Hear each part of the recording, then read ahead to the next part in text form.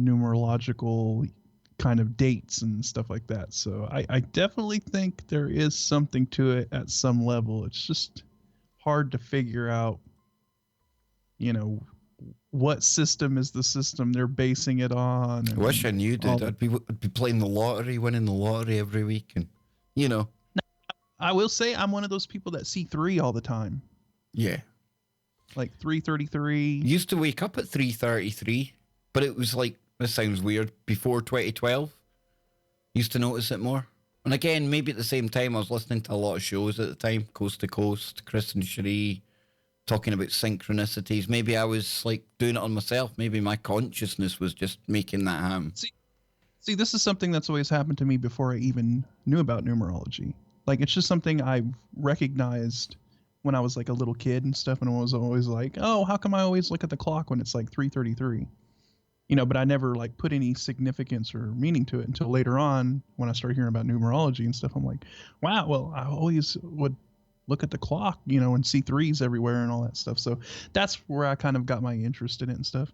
And actually lately I've been seeing the 111 thing all the time, like 1111 and stuff. And so it's been shifting away from the 3s and going to the 1s, which is interesting. So I picked the 1111 for the end of our members goal. So if you want to become if you want to become a member, folks, you either click join on the channel page, which is over here. You just click the join button. This little box comes up, and there's 3 different options for you to choose from there. But we can get into that later, because we've got so much to get into here. And Scott, between Lothar talking about the Freemasons and that connection with Winnipeg as well, he was talking about how Hollywood, they always kind of talk about Winnipeg. And if it wasn't for Hollywood, I probably wouldn't even have heard of Winnipeg. But then when I started thinking about it, I've heard of that place a lot. So a really lot to take from Lothar's call last night. But it inspired you to take a little dig as well. And you found a vampire story. And it blew me away because, lo and behold, it comes from here, in Glasgow, in the next housing scheme across from me. And it's this story about a bizarre Gorbals vampire incident.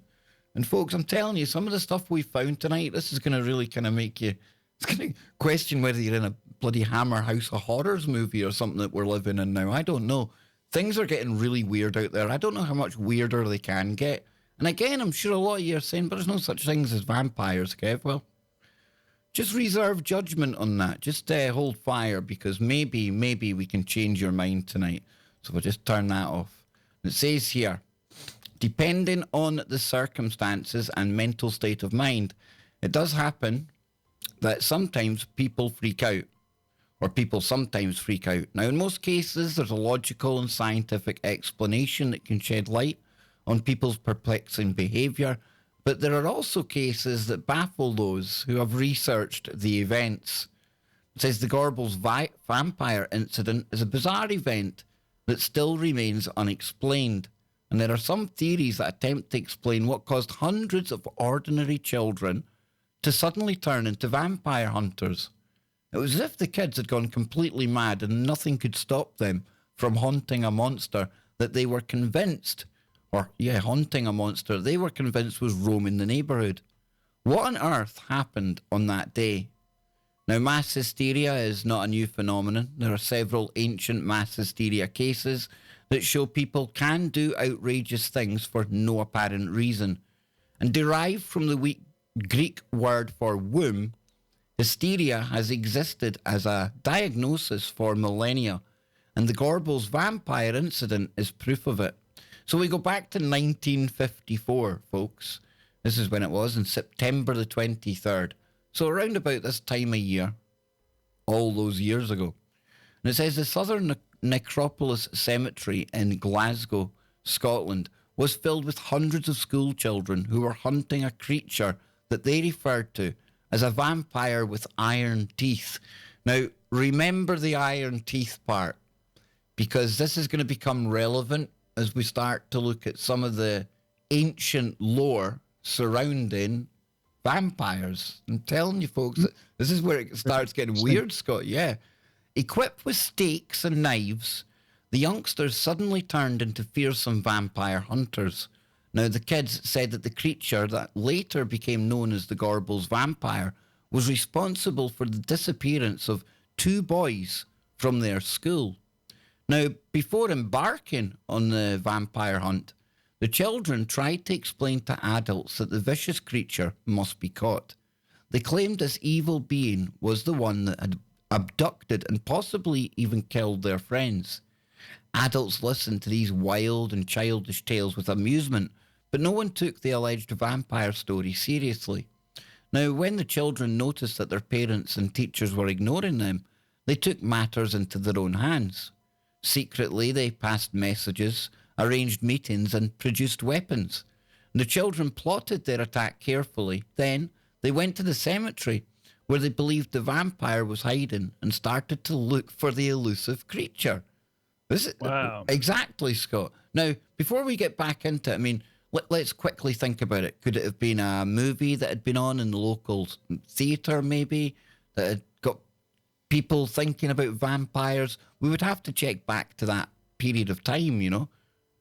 What I want to know is, who were these 2 kids that supposedly went missing? Let's see. Yep, let's see. Now, when the police arrived at the scene to find out what was happening, they were shocked.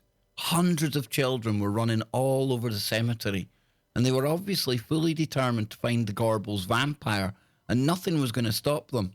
Now, for hours, the police officers tried to remove the gangs of children from the southern necropolis. All attempts to move the children failed. Then it started to rain and the kids went home. Was it over? Had they overcome the vampire hysteria?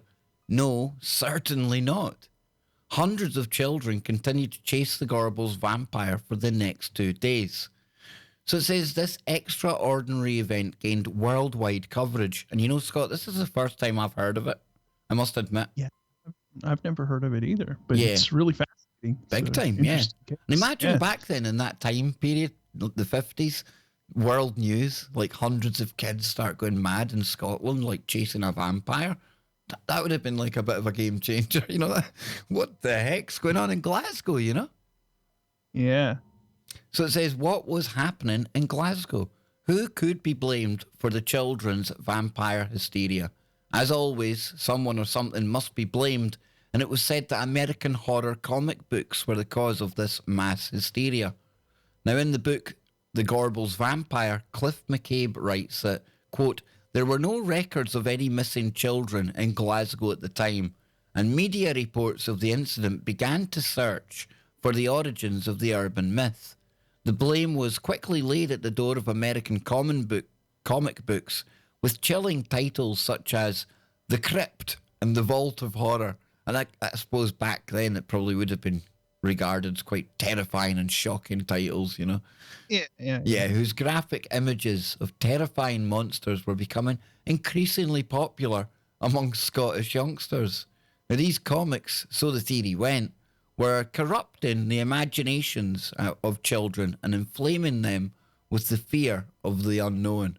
So here's the vampire with the iron teeth. And it is interesting, Scott, how you get the name, right? And we're obviously going to hear that this vampire they were chasing is going to have iron teeth, right? Yeah, kind of interesting.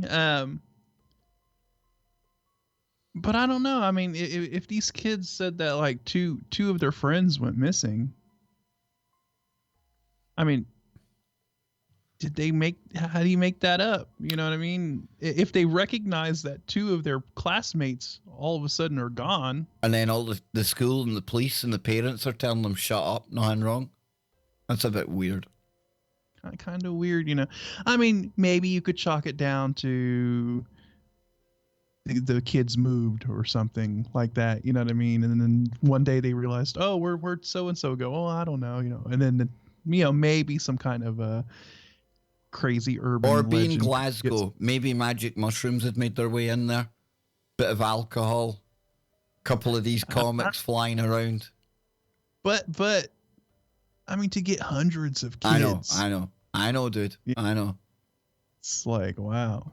So the situation was so serious that a campaign was launched and the case reached the Parliament, where it was championed by Alice Cullen, Labour MP for the Gorbals. Now, the bizarre Gorbals vampire incident resulted in the 1955 Children and Young Persons Harmful Publications Act being passed. This act still stands today. This was a comic book, folks. It should be added that other theories suggest the children were influenced by the Book of Daniel, especially the passage that reads, "Behold, a fourth beast, dreadful and terrible, and strong exceedingly, and it had great iron teeth." Now, another possibility was that the kids were inspired by Jenny Wee, the Iron Teeth, or the old woman said to haunt Glasgow Green in the 19th century. Glasgow Green is like at the end of the street, Scott.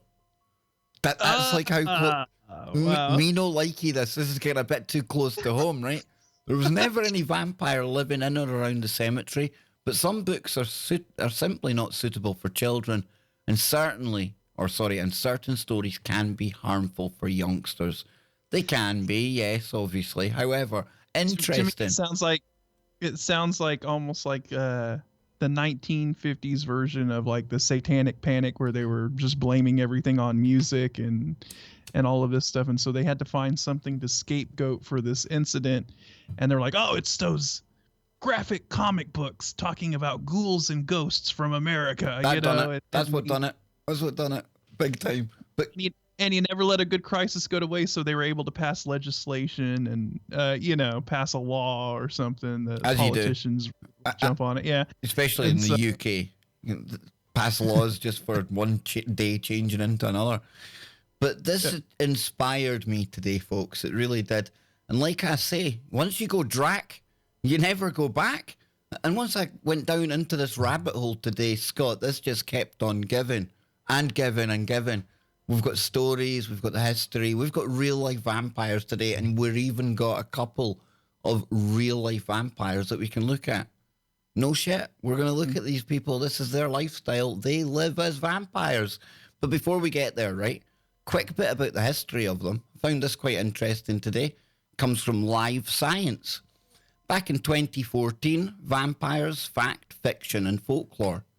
So I like to look back, myself, Scott, and Joe, we often say these myths and ancient tales. It's more than just somebody's imagination, right? So it's no different with the vampires. Anyone thinking they just appeared in horror movies, Scott? Nope. Yeah, the vampire is a creature, entity, whatever you want to call it, that has been referenced all throughout history, throughout many civilizations. And this is one of those things to where it's like you have a bunch of people, a bunch of different cultures talking about something that, it matches across all kind of spectrums. And obviously there must have been some fact, something real that this was based on. Big time. And so, Yep, it says vampires are a perennial favourite around Halloween, but they can be found year-round in movies and on television, in books and on blogs. Now, the public's thirst for vampires seems as endless as a vampire's thirst for blood. And remember, folks, once you go DRAC, you never go back. Modern writers of vampire...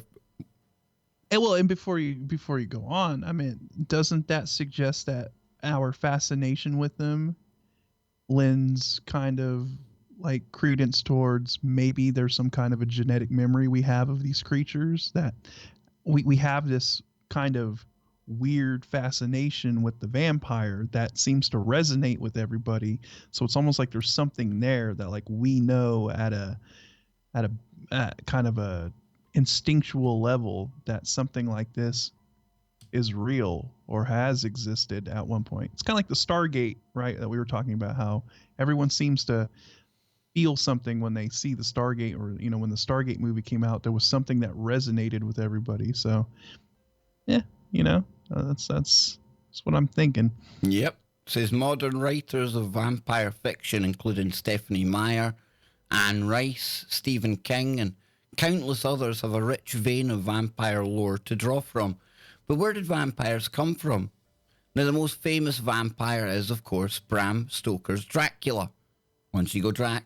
Though those looking for a historical real Dracula often cite Romanian prince Vlad Tepes. and he lived in the 14th century, 1431 to 1476, and after whom Stoker is said to have modelled some aspects of his Dracula character.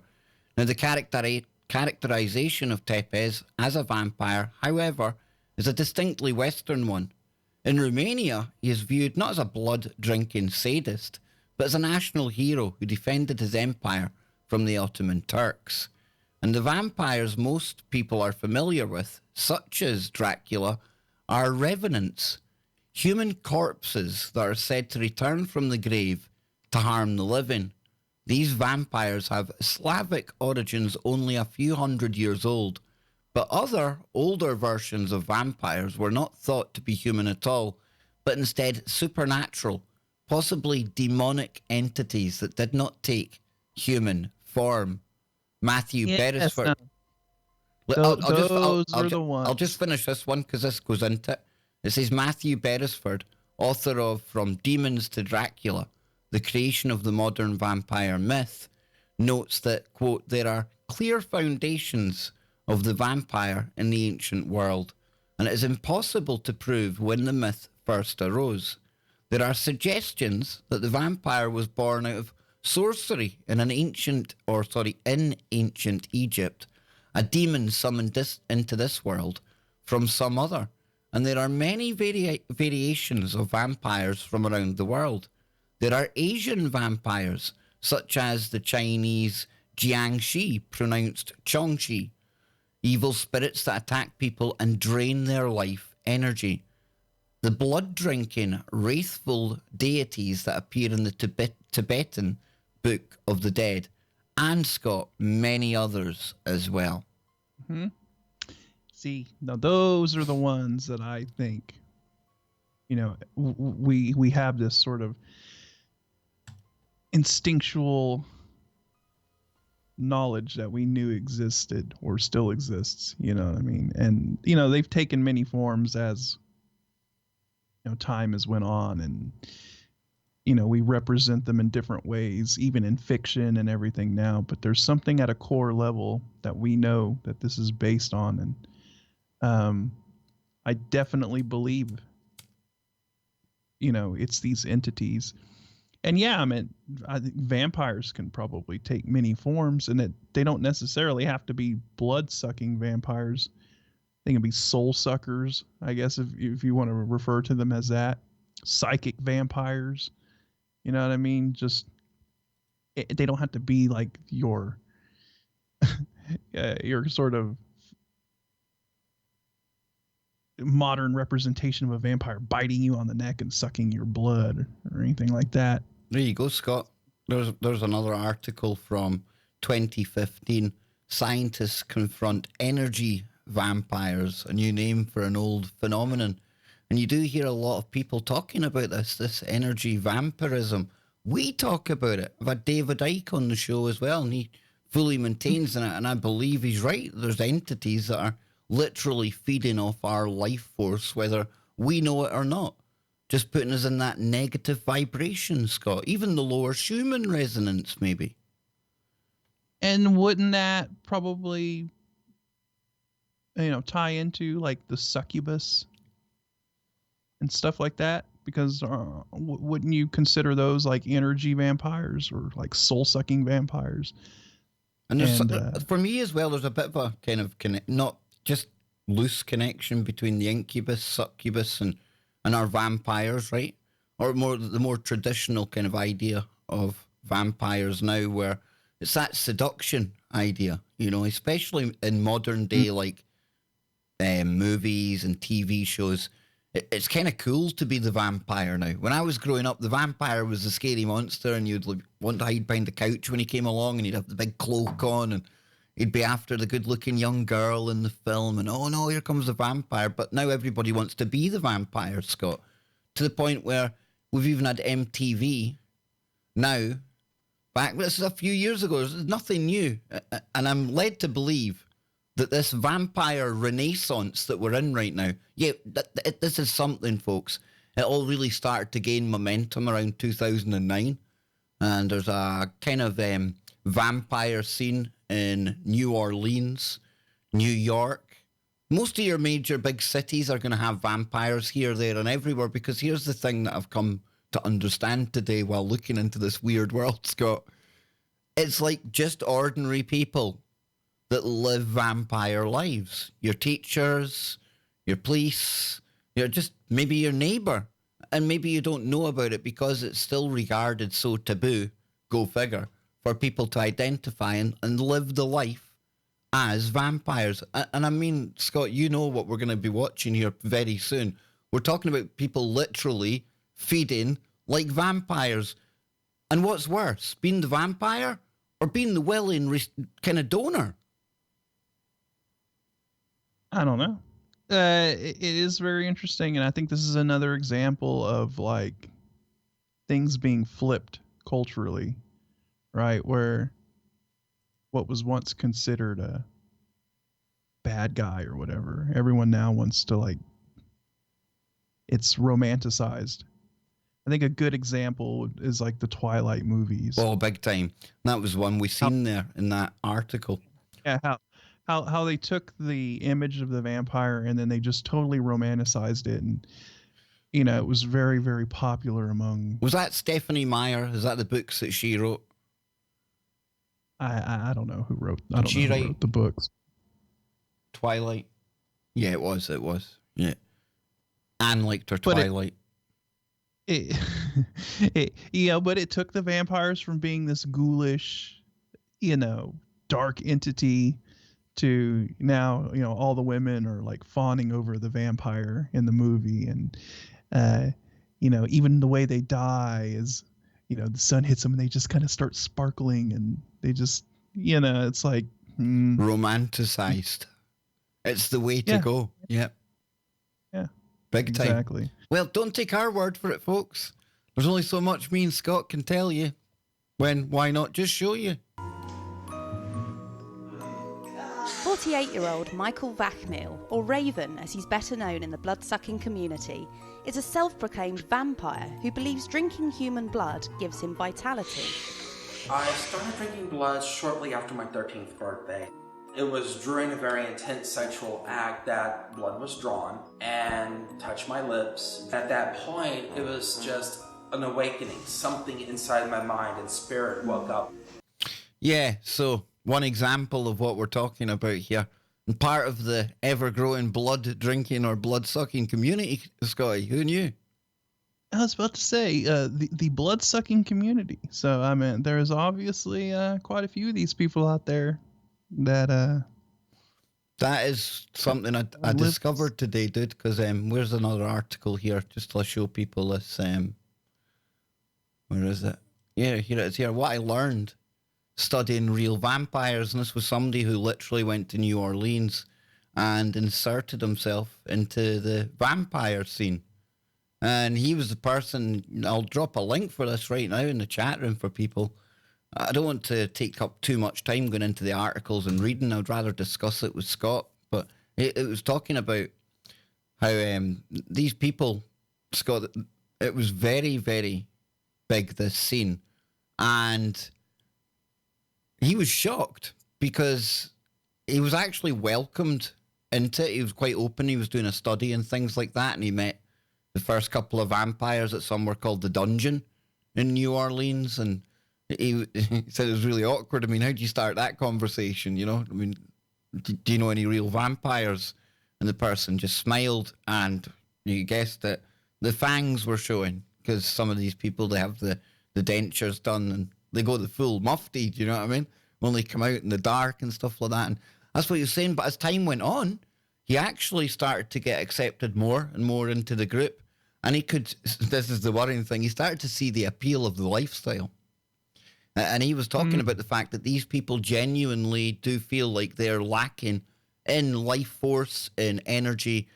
And because, I mean, there are willing participants out there who are willing to be fed on. And this is their way of life. And it's all about how they were really wanting to be accepted. And more now, I've seen Melissa and Aaron had done a video not long ago talking about, I mean, when did this become a thing? Where vampires have to be tolerated and it's discriminatory to be like negative towards somebody that identifies as a vampire. So folks, I know when you hear the word vampire, we're programmed to think like, I've seen somebody in the chat room saying bits of string and bats and spiders. Exactly. We're programmed to think that way, but now literally, we're living in a time where that vampire lifestyle, it's the way people live, Scott. Literally, that's their way of life.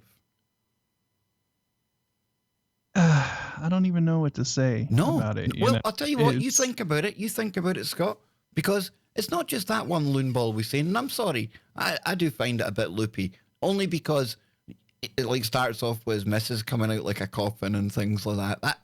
Come on, you're playing into like people like me. I mean, this is, wouldn't you say this is literally kind of like a form of cannibalism?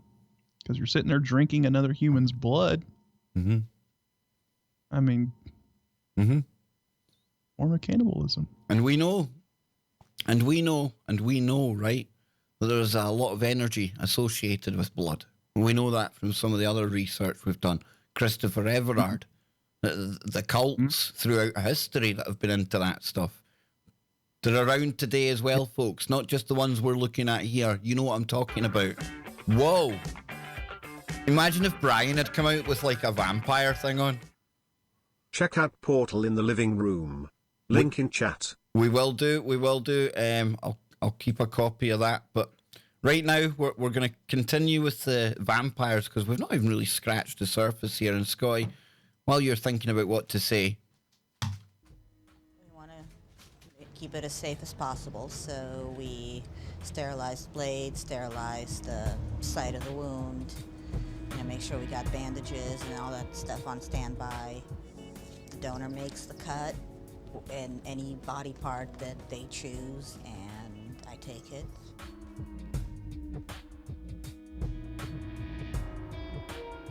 There is no mind while I'm feeding, just sensation and perception. I feel better. When I'm finished, I thank them and make sure that everything is medically taken care of, that it's bandaged. It excites me, it arouses me, it makes me feel like everything is just perfect for a tiny little second. Yeah, and I have to add to anyone watching this, ingesting blood or donating it without the proper medical equipment is dangerous and can put you at risk of contracting infectious diseases like HIV and hepatitis. I'm in no way promoting this lifestyle at all. So but you notice like in both cases, with the guy and this chick, they say they get some kind of a rush out of it. Right? That they get some kind of... That's because of something called chrome and adrenal. And if you rearrange chrome and adrenal, you can do things with those two words, and maybe, hopefully, we're never skipping around the algorithm with a title like once you go DRAC, you never go back, right? Never, Scott. It's never happening, dude. But I've never come in. I mean, I've seen one person one time who had the fangs, had the actual, like, the fangs done in their teeth. And it was just one of the freakiest, just so out of place, because it's like, it's horror, it's like Halloween stuff. What are you doing? And I take it, I mean, it didn't dawn on me at the time, Scott. I didn't realise people call me naive, colour me stupid. I didn't think there was people literally living as vampires, man. Yeah, there's quite a community out there. Now, I bet some of your heavy metal music scene is tailored towards the vampire community, I would imagine. I'm only busting your balls, dude. I'm busting your balls. I know you get defended. No. I'm busting you, man. Actually, that would be more like in the goth music scene that you would probably see those kind of, maybe that community. And do you think there's some connection as well, Scott, to this whole... I think it's a new phenomenon. Maybe I'm wrong, but when I was in school, people never used to self-harm. Or if they did, it was very, very hardly even talked about. But now you see a lot of that going on. Boys and girls will cut themselves. And I don't know. It's just the blood again, and that release. They're getting something out of the cutting, the pain, and again, it's that blood, that energy aspect to all of it. Something dark going on when we're starting to get into literal blood offerings and things, man. That's what I'm saying. That there's like this normalization happening of this kind of stuff, right? And I think it all ties into like the whole thing of like Harry Potter and stuff making magic and occult kind of things like that, like cute and funny and for kids, you know. And it's almost like, I hate to use the gateway drug analogy, you know, but if you're like a kid like 9 or 10 years old and you're watching Harry Potter and it's drawing you into that stuff, then by the time like you're in your 20s, what does that lead to? What does that kind of thing, it sort of normalizes that magic occult sort of thing, and then you can go from Harry Potter to maybe some more darker novels, darker things, darker kind of lifestyles. I'm not saying that everybody who's into Harry Potter is going to end up like that, you know. No, but Scott, think of the call we got. Think of the call we got from Mikhail. Remember? And he'd been targeted. He'd been singled out by somebody who was obviously a practitioner, an adult practitioner in black magic, stuff like that. And you think of nowadays, you know, so many kids already into Harry Potter and things like that. It's not going to be hard to convince one of them, you know, to go that step further. Do you want to try some real spells, you know? Yes, exactly. That's what I'm saying. You know, kid that's all big into Harry Potter and stuff, and like, hey, I have this Ouija board. You want to try something? And they would probably be like, oh yeah, you know, because in their mind they're thinking, oh, you know, maybe we can do some real magic or something, you know. So you could see where something like that could go, you know, the path that could lead to in certain cases. And like I said, I mean, it's not everybody watching Harry Potter or anything like that. I don't like to scapegoat everyone like that, because I've been in that same situation to where just because of the music and stuff I've listened to, I'm looked upon as being like, you know, Satanist or whatever, right? Just because I listen to heavy metal or whatever. So I'm in no way suggesting that just because you're watching Harry Potter or anything means. Same here, dude. Yep, I'm seconding you. Yeah. So my same rule applies from yesterday when I said movies, they can be entertainment. They don't have to be, but people will see what they want to see. So. But I definitely do think that there is some kind of an agenda to normalize things like this, or make it more acceptable. Make you know it what cool. I mean? Definitely make it a lifestyle. Yeah. Make it. Does that then lay or pave the way for companies like Ambrosia? Because now we're living in a time, here we are now, we've almost had vampires and blood and all this stuff we're talking about normalized to the point where me and you could get done for a hate crime. For talking this way, probably, Scott, we're probably being deemed too critical of people who have chosen this lifestyle. They identify as a DRAC, right? But does that then make it easier for companies like Ambrosia to say, hey, we're going to be the world's first company that's going to be giving rejuvenated young blood to give you like life longevity, rejuvenate yourselves just like a vampire? Yeah, and then this goes back to, well, you normalize it within, you know, use Hollywood and pop culture to normalize kind of that and get everybody on board with it. So then when you do have a company that comes out and announces something like this, people are like, they're not so there's not so much of a pushback. Nice. $8,000 for 1 liter, Scott. Nice. $12,000 for 2 liters. You see, folks, this isn't for your everyday man, woman, he, she, it, they, DRAC, whoever you are, whatever you are. This is a very, very elite clientele. I was about to say, this is for an elite clientele. You know, your woman in the video right there who has to rely on shady kind of donors walking up to her and cutting something open, cutting their hand open. You know, she probably can't afford that. Look at that. That's the face of that blood buzz right there. She's getting glamoured, man. I'm sure if she was to get hooked up at Ambrosia, she would be in another dimension. You know what I mean? So here we go, Scott. Ambrosia. We offer infusions of blood from donors ages 16 to 25. Nice and fresh, sir and madam. This is an outpatient procedure. You must be at least 30 years old to receive this treatment. Our blood is obtained from licensed blood banks within the US. We do not work directly with donors. Please contact a licensed blood bank if you would like to donate blood. The treatments we offer, infusions of blood products, are approved in the United States.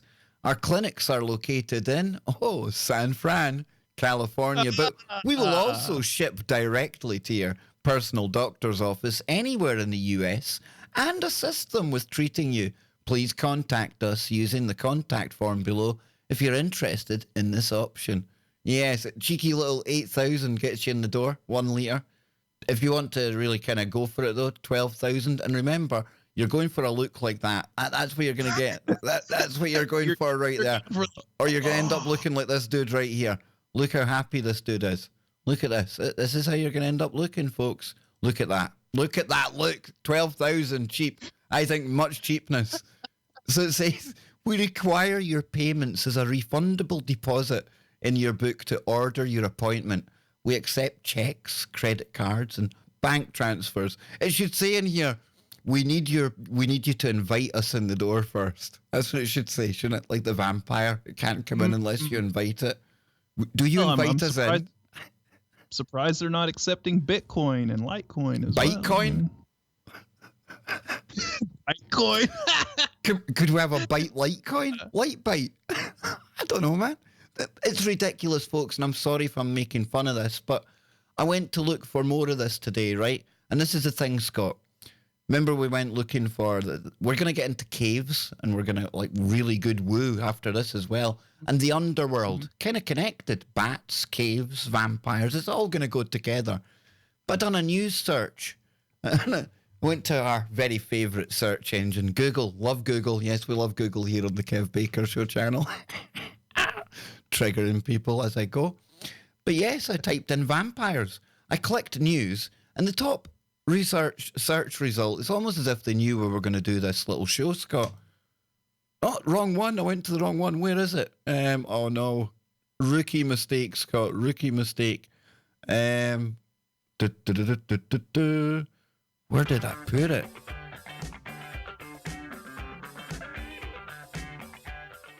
There it is. It is factory farming of our energy. The cage is a reality, but if you don't see the vampire bars, you tell yourself it's all okay. There you go. Okay. Yeah. Yeah. Pretty much is, though. You know, if you don't see the bars around you, you don't realise you're in that open air prison, right? And it is. It is when you think about it. So what likes of Everard and Ike tells us, you know, we're running about here and we're being used as basically batteries, something feeding off us. It is like the Matrix, see? But here's what I was looking for. How likely is a vampire apocalypse? There's math for that. Yes, somebody has come up with a calculator to tell us. I'm not making this up, folks. We're in a idiocracy, remember? We're in one of these kind of like comedic teen flick horror movies right now. And it says, like I say, and how many bags of garlic will it take to protect yourself? And before we go into the mystery caves and really deep woo tonight, myself and Scott, we're about solutions as well. So we're obviously going to offer you like our top 3 tips for like fighting the vampire apocalypse. We might even find that in here, Scott. So it says, and this comes from Popular Mechanics, Scott. It's not like some kind of weird website. It's not like above top secret or anything. This is all over the net. Well, you know, I mean, Popular Mechanics did say that the careful now. Collapse. Careful now. Yeah, I know. I'm thinking of the collapse of some certain buildings was completely natural. You know, pancake. You mean demolitions and you know, like pooled, controlled kind of days? You know, pull it. Yeah, that kind of thing. Yeah, that kind of thing. Yeah. Yeah, Popular Mechanics, very infamous. And now they're getting into vampires. Go figure. Yes. Look at this here. Kev's top dating tip. Maybe you're into a little bit of nibbling and biting. Say I'm definitely partial to it myself, but if you get home and you go home in the taxi and it's looking a bit like that, and probably sitting shaking her head right now, what is he talking about? You probably want to get out rapidly, unless you want to sit and look at that after you've had some happy fun time. I don't know, maybe that appeals to you. Who knows? I've lost the story again. There it is. So it says here, after Polish physicist, this is a physicist has come up with this, right? I'm telling you, dude, what a life, eh? Theoretical physicist. What will I do today? I will work out a calculator for the vampire apocalypse. What? Come on. So it says, after Polish physicist Dominik Zernia happened upon an unusual mathematical research paper all about the possibility of peaceful coexistence between humans and vampires. You don't need a paper to put that forward as like a theory. That's happening, folks. It's happening. Now, I'm not saying that they're like going to burst into like flames if they go out in the daylight or anything like that. But that kind of supernatural side of things, I struggled to find evidence for that today. But people like me and you, where we go for a drink or maybe we go for a coffee, these people will go for some blood. It's the way that they roll. So it's not like some possibility that we can peacefully coexist. So far, I haven't heard of any attacks on vampires or the other way, you know? Not yet, Scott. We've been coexisting with vampiric entities, I think, for thousands and thousands of years, you know. Big time. Look we've got the royal family over here, for goodness sake. Never a bigger vampiric kind of parasitic force has there been. I'm just saying, don't trigger me with the royals. So it says here, he decided on a strictly mathematical approach to see if humans could survive a vampire apocalypse. Well, obviously we could, but we would all just transform into immortal vampires, right? Right, Scott? Because, I mean, if the vampires get the upper hand and they take out the humans, okay, humans are going to be gone, but you immediately come back. I've seen all the movies. Yes, but then you get the ability to fly. You know what I mean? Yeah, but if you turn every single human, then you run out of your food source, don't you? Can you not feed off each other? I don't know if that's how that works. And then you've got the TV show True Blood that kind of dealt with this because there was like too much demand for human blood. They made synthetic, like ambrosia style. I know they're using the real deal, but if it becomes too much demand, you're going to have like breweries, right? Blood breweries and things. And in the movie Blade, they were keeping humans, like kind of growing them in pods or bags, and then and that was their way of providing a blood source without them having to go and. What does that say about you, man? If you decide like you just want to be somebody that's fed upon by vampires, how depressed must you be? How much does that person need a hug? They need a hug. They need somebody to tell them that you don't need. You're amazing. You're brilliant. You don't need people feeding on you. I don't get that, Scott. That's a wiring in the brain that I don't get. I don't know. Now, even if you look at the movie The Matrix, even though they were machines, I kind of like vampires, right? They relied on humans for their energy source. You know what I mean? So, you know, that element's kind of there. So, yeah, kind of interesting. So it says, quote, I'm not going to do the Polish accent anymore. Too many Polish people live in my block, and if they hear me butchering their accent, it's going to be really bad. And Anne's laughing because she knows I've got a really bad Polish accent. So that drew my attention, and I decided to test it out in a scientific way with a well-known theory predator-prey model based on game theory, Zernia told Science Alert. All of this was challenging, and because I focused on the calculator in my free time, it took me about a month to finish everything. Well, I was hoping you hadn't done it on like some university's dime, do you know what I mean? You probably did though. The online tool he's referring to is called the Vampire Apocalypse Calculator, which you can access here to try out various scenarios. And let's just say it's damn hard for us humans to win. So it says the selected scenario is an example of an epidemic outbreak that might be caused by a deadly virus. Now, the increase in vampire population inevitably leads to the demise of mankind. The 13th month is the crucial point where the explosive growth of vampires wipes out mankind in about half a year. It's all over. The expansion of vampires is unstoppable. 13 months, Scott. That's all it takes, eh? 13 months, man. Before once you go DRAC, you never go back. No, yeah, once you go DRAC, you never go back. Interesting number 2, since we're talking about numerology, 13. At the 13th month is when the vampires manage to... We think alike, my friend. We think alike. Absolutely. So it says bloodsuckers have control of the world. Have you looked around you, mate? They already do. They wear suits and they stand up and they call themselves politicians, okay? They're the biggest vampires out there. So it says killing the humans or killing the last human after 30.8 months. But don't lose hope. Try to recruit some vampire slayers and save mankind. The below graph shows the exact sizes of each population. So after 30 months, Scott, just under 3 years. That's it, we're done, dude. Doesn't this just have... When was it we were talking about the zombie apocalypse? And remember they were doing all the gaming about zombies and... Wasn't that just like a couple of days ago? Was that just last night? Yeah, that was just last night we were talking about that. And folks, this story, apocalypse. This story only came out like the 31st. So this is weird. I don't know. We were meant to fall into the vampire stuff. Lothar knew it. Lothar, are you a Freemason? I'm only joking, Lothar. That was some really good stuff last night. So it says players can adjust which vampires they'd like to play as, switch up variables like human and vamp population size, and if there are any vamp slayers. No guarantee it's Buffy in the mix.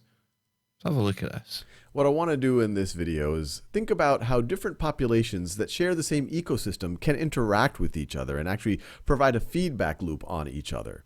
And there's many cases of this, but the most cited general example is the case when one population wants to eat another population. And so you have the predator population that likes to eat the prey. So you have a predator and prey interact. And I don't want to play too much of that, folks. I'm going to drop that in there. That's enough of that. We can read on a little bit. According to Frank Hoppenstadt, a mathematician who specializes in biomathematics and dynamical systems at New York University, probably just as well telling ladies that you're like some kind of astronaut or something. I don't know if that sounds cool. Would you work as I'm a biomathematician and dynamical systems engineer? That's a bit of a mouthful, Scott. Astronaut, right? That definitely makes you sound pretty smart, though. Yeah, like maybe some kind of like crack troop or special forces mathematician. I don't know, man. The predator-prey model is a theory describing how living creatures constantly struggle to survive, which impacts their population distribution. Now, generally speaking, it's all about survival of the fittest and which groups win by surviving against their predators. So yeah, it goes on to talk about that, folks. And what about vampires? The vampire scenario. 2 minutes. Let's see what it says here. Let's go and check the channel as well, just so I can give you a link to it.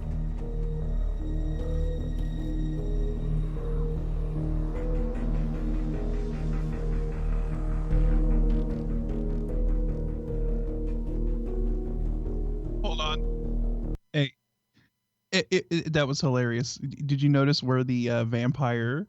Florida, man.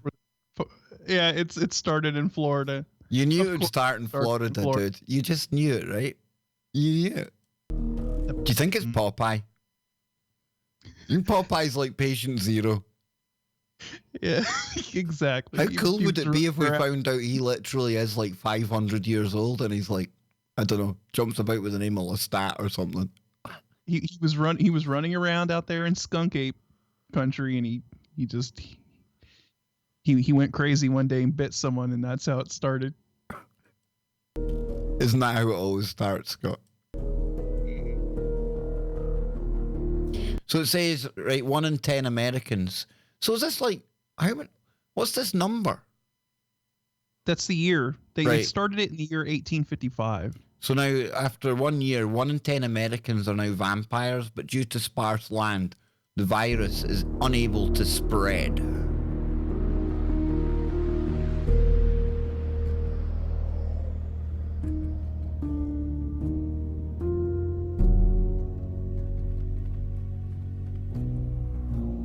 Dang, dude.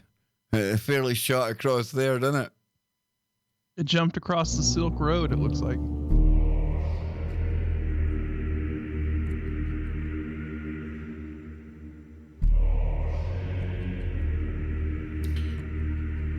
We need that music.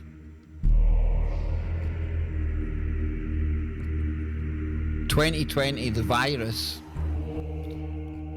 So they had it starting with, oh, look at that.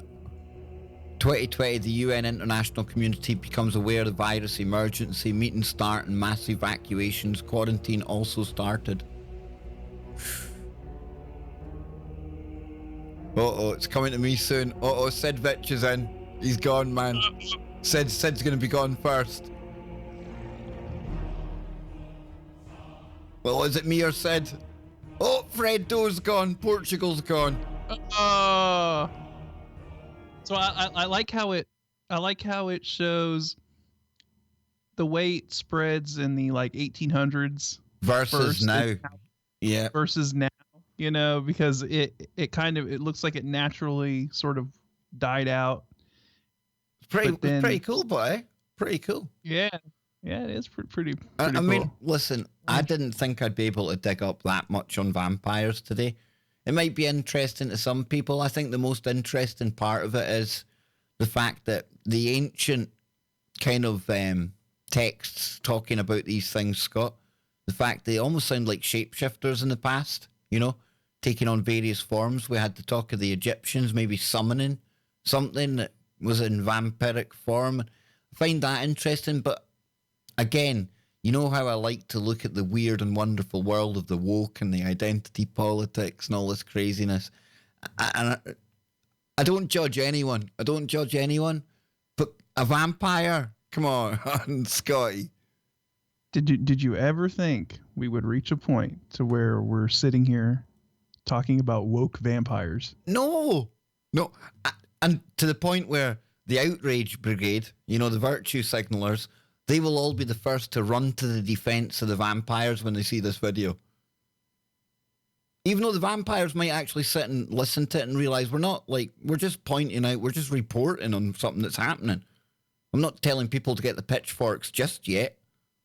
Those kids, we don't think went missing in Glasgow back in the day. We don't think, you know. We go out and vote for vampires every 5 or 4 years. Come on, folks. Do you know what I mean? Yeah, go woke, go broke, go DRAC. You can't go back. Once you go DRAC, once you go DRAC, you can't go back. You never go back. You just never, ever, ever go back. I love that title. You should never kind of like your own titles, but that one that was rather inspirational. Somebody in the chat room says, "Aren't the royals supposed to be vampire traits or something like that?" Listen, I can factually tell you that Vlad the Impaler that we were talking about earlier on, Vlad Tepes, that is literally a blood relative of Prince Charles, and that's why recently he literally bought Vlad the Impaler's castle, and he's doing it up, he's renovating it. I'm not making this up. I'll dig up the story right now, Scott, but you know better than I do working with Mr. Everard. That's like one of the things that really triggers Big Chris when you get him onto like this kind of stuff. Yeah, boy, you want to talk about an easy 2 hours of kicking back with the slippers, and you start bringing up the royals and vampiric bloodlines and all of that stuff. Everard is definitely the man to go to when it comes to that. But yeah, I mean, Kev's right. Charles bought Vlad's castle. He went out there to Romania and literally the heir to Dracula's bloodline. This is from the Telegraph, folks. Again, this isn't like this stuff. Yeah, you can't make this stuff up, man. The Romanian Tourist Board is to use links between the British Royal and Count Dracula to lure UK tourists. How bloody sinister does that sound, eh? They're going to use it to lure people in. Look at those two, man. Look at them, raging, the two of them. To be honest with you, she looks more vampiric than he does. He just looks confused at the best of times. Maybe he's overdosed on blood. I don't know, dude. I don't know. But yeah, factually, without getting into all the kind of hearsay and anecdotal evidence, look, there it is. The links, they literally play on it. The Romanian government love it. They use the fact that it's like linked to the royal family. That sounds so sinister. Lure UK tourists. It's like luring them to the castle. Isn't it? Come on in. Isn't Sit down. Let's have a meal. It's bad news, isn't it? Really bad news. Telling you, man, people like roll their eyes and laugh at me when I go at the royals and things, but they're a whole lot freakier than even I give them like abuse for. It's just, I don't know, there's something really, really sinister there, Scotty. For another show altogether, probably a different platform altogether to get into some of the weirdness from these people. But just to show you people, 2012 we go back to, nothing new here. And I mean, me and Scott have been looking at this stuff for a long time. That's how it's like second nature to us, but it might be new to somebody out there. And it says, until now, its lonely mountains have been synonymous with the legend of the vampire, the cruel ruler who drank his victims' blood, terrified his enemies, and could turn into a bat at will. But Transylvania should be known as the ancestral home of the Prince of Wales, defender of faiths. Imagine, they don't call him that, do they? Prince of Wales, defender of faiths. My word. Oh my God, that's almost as cheesy as like He-Man. Oh, dude.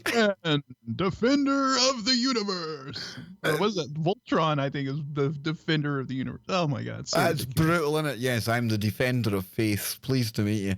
With a love of gardening and classical architecture, according to the Romanian National Tourist Board, links between the royal family and Vlad the Impaler. Let me just say that again.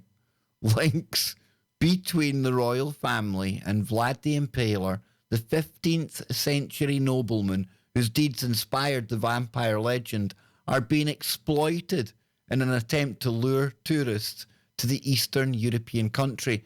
They're not being denied. Nobody's denying this. They're just pointing out the fact that the Romanian government and tourist board are using it. It's a good marketing ploy, right, Scott? Why wouldn't you?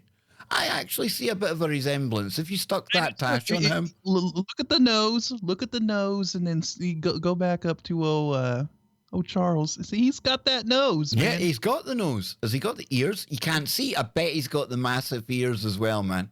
Bet you. Yep. So it says the Romanian National Tourist Office is trumpeting the lineage in a brochure distributed at the World Travel Market, a leading industry event which opened in London on Monday. The prince himself appears in a video being used to promote the country in which he claims distant kinship. So he claims, it's Prince Charles that says it. He's the one that claims kinship with Vlad Tepes, the 15th century Wallachian? Yeah, Wallachian ruler on whom the Irish novelist Bram Stoker based his Dracula. Get that? Oh, look at this. Transylvania is in my blood, he jokes in an interview. The man hasn't got a comical bone in his body. He was laughing inside at everyone thinking, yeah, the genealogy shows I'm descended from Vlad the Impaler, so I do have a bit of a stake in the country. Wah, wah, wah. Hang on, Scott. Hang on. That's deserving of something. Wait a minute. That needs the whole... Big time. No need. The video climaxes with a reference to Prince of Wales, who can trace his ancestry back to Romania's dark and distant past. He sounds bloody proud of it. Oh, hang on now. Well, we've got somebody calling in here. What the heck's going on here? Wait a minute. This could get interesting. This could get very interesting very quickly. Yes, indeed. And now my Skype's gone all goosed. Oh, no. Kev. Yes, Ryan. Hey, I didn't know if you'd take the call, but I'm loving the vampire subject. Dude, when you call in, you know I'm going to take that call. And with your knowledge and all this stuff, talk to us about the vampires, man. It's pretty creepy why they called him the Impaler. Did you guys know why? Because he put the heads of his enemies on poles outside the castle, right? Yeah, that was one of the things. Another thing I read was that, this was in a history book, he would tie, I'm not sure how it was done, but he would tie someone up and then he would put, I'm trying to think how to explain this. He would basically put a spike in their castoreum sac area. Yes, the castor sac, yes. And then he would have a horse run and it would impale the guy through the castor sac with the spike. That was another method. And then it was also a common thing, I guess, he would in battle. They would go out into the battlefield afterwards. They would bring out like a table and then they would use the dead bodies and they would dip like bread in the warm blood of the bodies that had just died. Those are just a couple things I read. I thought that was interesting. He was one of the, I mean, he was brilliant at like psychological, like terrorizing of his enemies, right? So he would do these horrific things to the soldiers, to the dead soldiers of like the Ottomans and stuff that would come in and try and invade. And so when like another incursion force would come in, that they would see like this horrific sight, and it had this psychological effect, you know, the psychological warfare effect on his enemies. And he utilized that extremely well. You know, I mean, can you imagine you're like this Ottoman Empire force, you're riding through the Transylvanian forest trying to get to Vlad, you know, engage his forces, and then you just start coming across like all of these dudes just spiked on. Yeah, on I mean, sticks. we're looking at some of the imagery here, Ryan, and it's just like row after row of it's depicting, you know, the dead. You know what it looks like? It looks like I forget what they're called. You guys might know in that game, Mass Effect. Remember they would like yeah. bodies. Yep, that was a good game, man. Yeah, I love Mass Effect. Mass Effect was great. Yeah. So what do you make of the more modern day actual vampires? I don't know if you caught us talking about this earlier, Ryan, but people actually who live as vampires, they feed off consensual donors. I'm not saying there's anything untoward there. It's something that, you know, people choose to participate in. That's up to them. But what do you make of this? You're not vampire shaming. No, I wouldn't do that, man. I wouldn't do that. I don't want to be glamoured by one of them, you know. But no, tell me, what do you make of that, Ryan? Well, I agree with most of what you guys were saying. I say most of because I didn't hear everything. But I did a show on vampires last year on the Secret Teachings, and actually the first show I ever did on CBS Radio was about vampires many, many years ago. And but what you guys had said is accurate. There are people that actually go around as a traditional vampire, and I guess, you know, gamble whether or not they want to get AIDS or something by sucking blood out of somebody.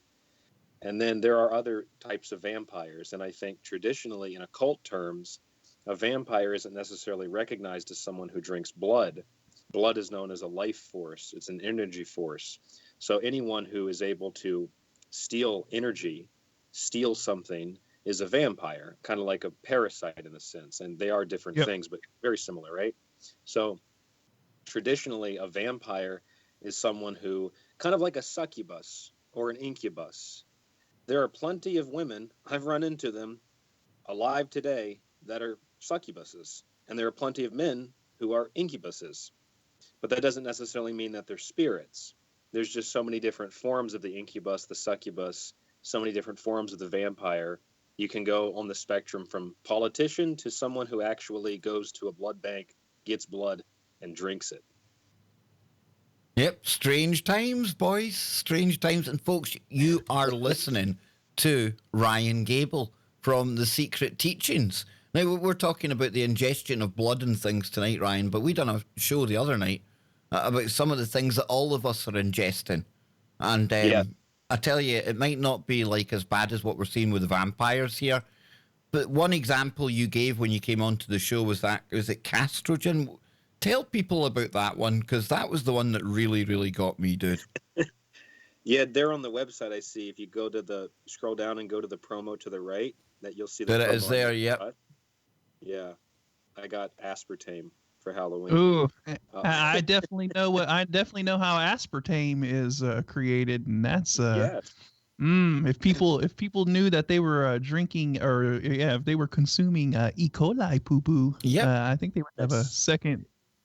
Yeah, that's literally what it is. That's a good point. Well, that's one thing, but Scott, wait till you hear about this one. Ryan, the beaver. Tell him about the beaver, man. I'll tell you about the beaver. So before I mention the beaver, though, by the way, Bram Stoker, I believe, was a member of the Golden Dawn Society, for what it's worth. Just an interesting detail. Oh, okay. But the beaver. Like, I don't know, it was like 9 years ago. I was just becoming aware of food, and I found out that there's a specific ingredient chosen by companies that want to flavor their ice cream vanilla rather than using vanilla bean or raspberry or strawberry. And I talked about it at the time, and I kind of laughed about it, my co-hosts and I. And over the years, it's been just this running theme with my show and with some of my listeners. Well, about 2-3 years ago, and then even more recently, there was another story about what this vanilla, strawberry, raspberry ice cream is actually made out of.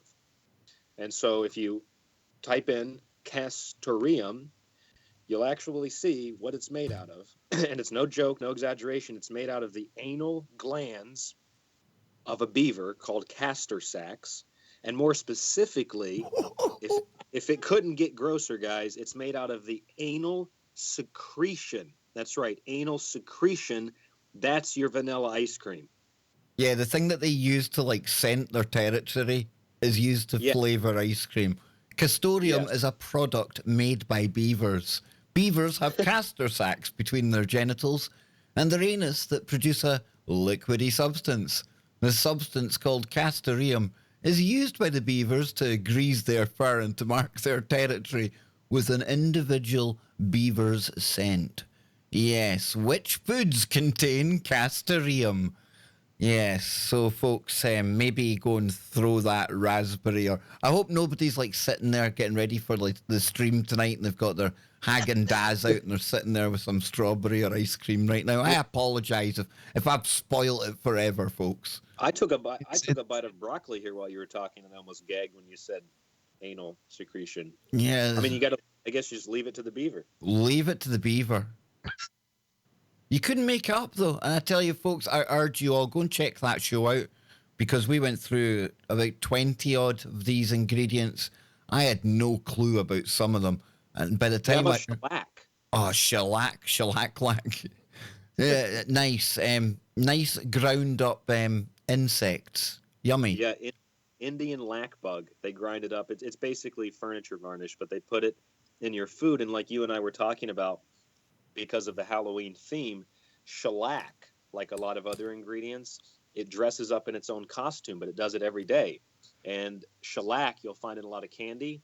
It's called confectioner glaze.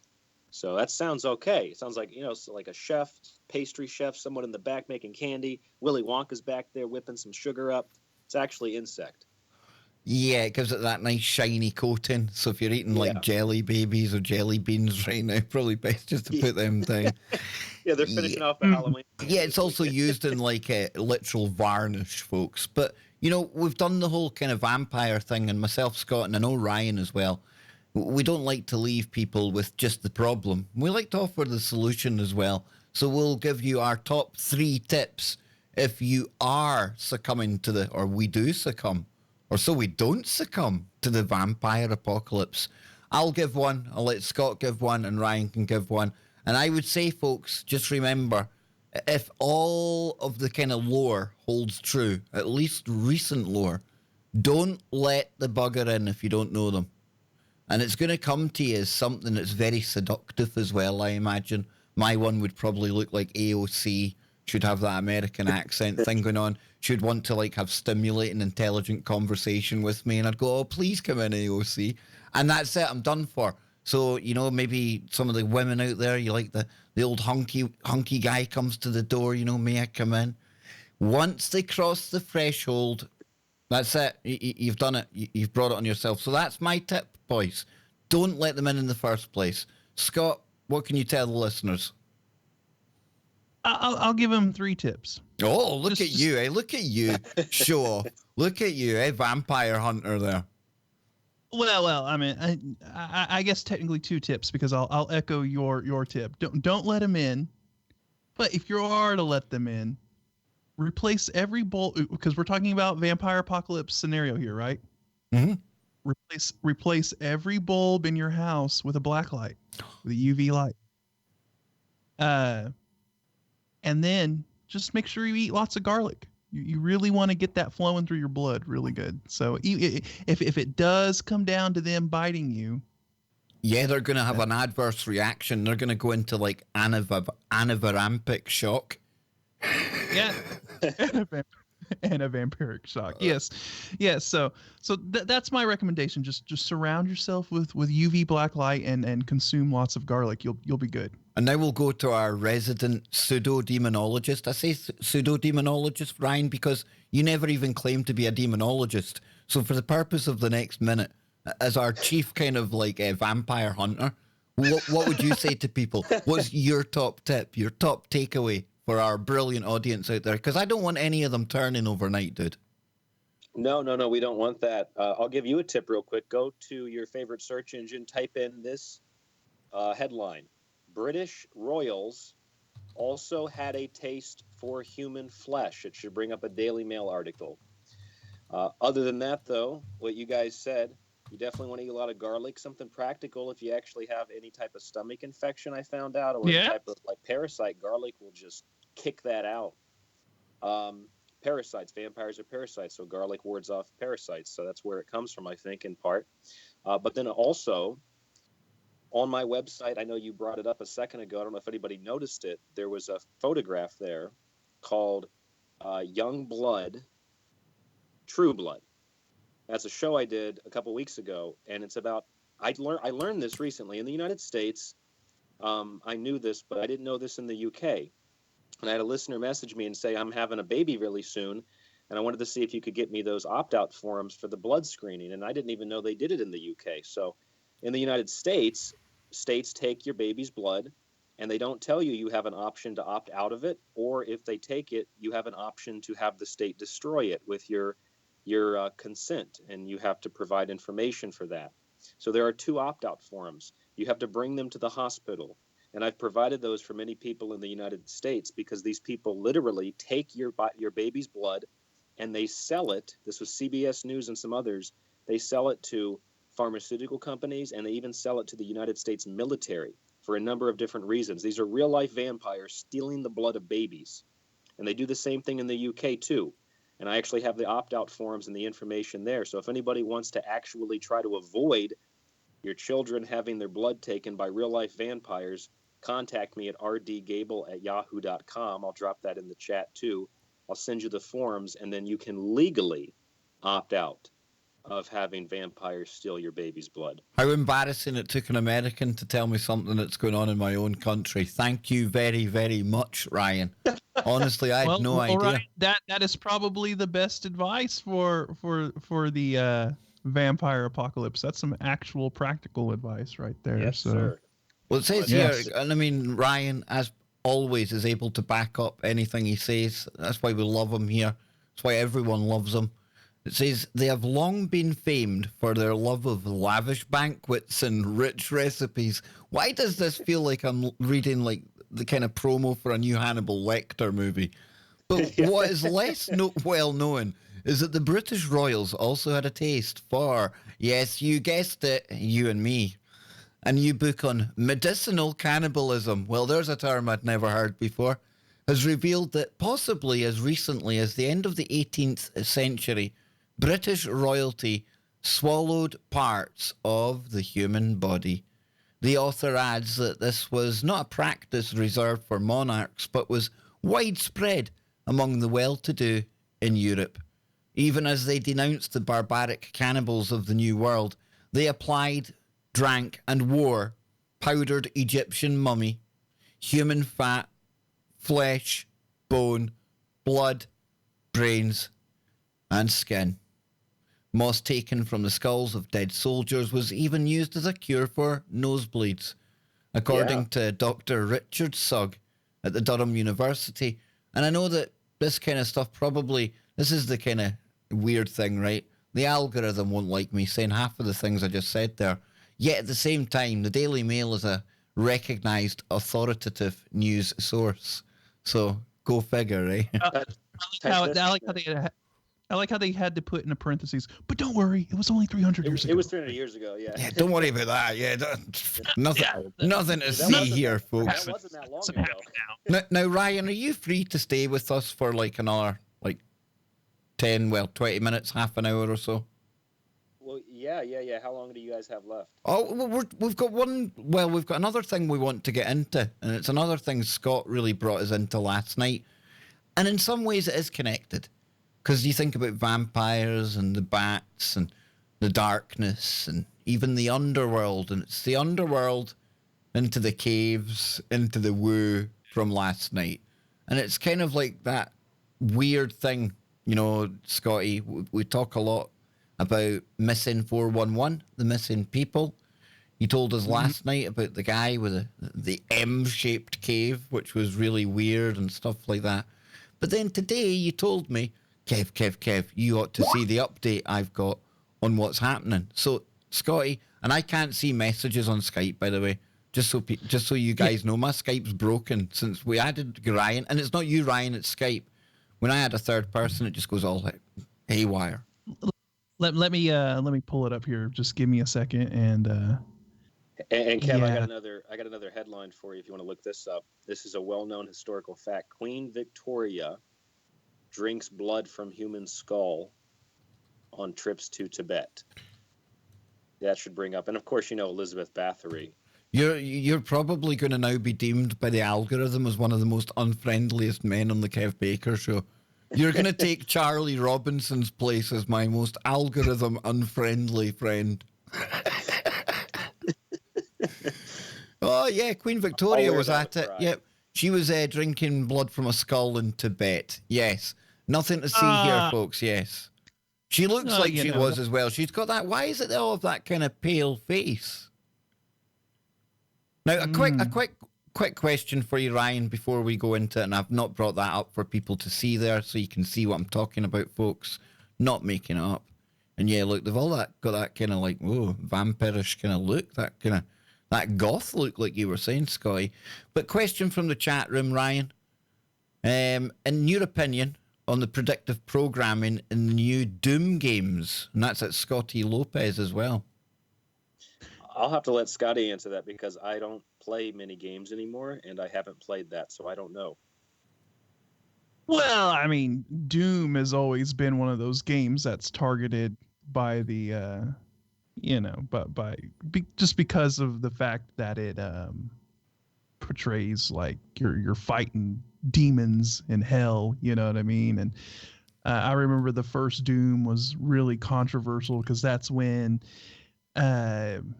politicians and the moral police were just freaking out about every video game, you know, like Mortal Kombat and all that stuff because, you know, it had blood and, you know, some violence and all that. And to be honest, I haven't played much of the new Doom games because I'm kind of an old school Doom fan. I like to always fire up just old school Doom 94, you know. I mean that maybe Doom 3.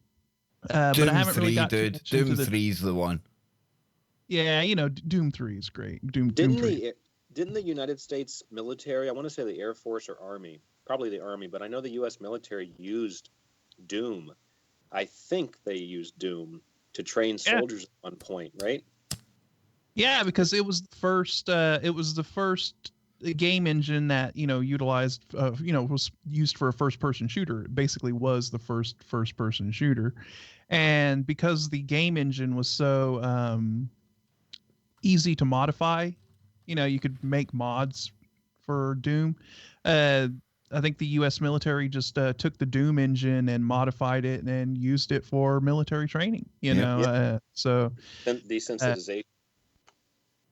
Desensitizing, getting them used to just trigger, reaction time, pull trigger, and getting them used to that stuff. But no, I haven't had a chance to really play the new Doom game, so I don't know what kind of like predictive programming or anything may be utilized in that. But this is something that me and Kev have talked about many times. How a lot of times people focus on movies in Hollywood pushing this stuff, but you have to look at the video games nowadays. I mean, these games have huge multi-million-dollar production budgets that are on par with any big Hollywood movie. And I think a lot of people kind of take their eyes off the gaming thing, and they focus all their attention on Hollywood and stuff like that. I think a good example of the fact that, the industry are catching on to that is the fact that you see so many games now trying to go woke, because they know it's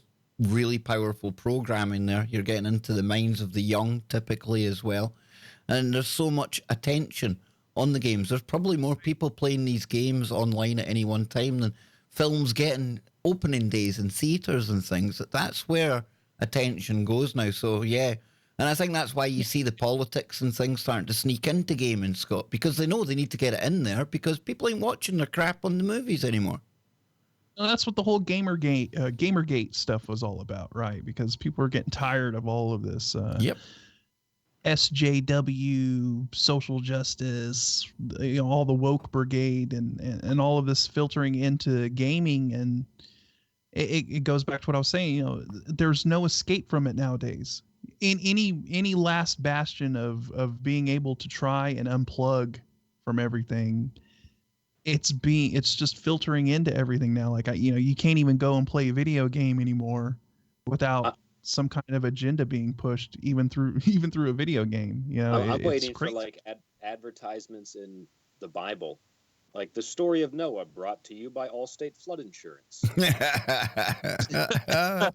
then, before we move on, one last thing. It says, John Fuller says, Scott, I made the hundreds of masks for the release of the original BioShock.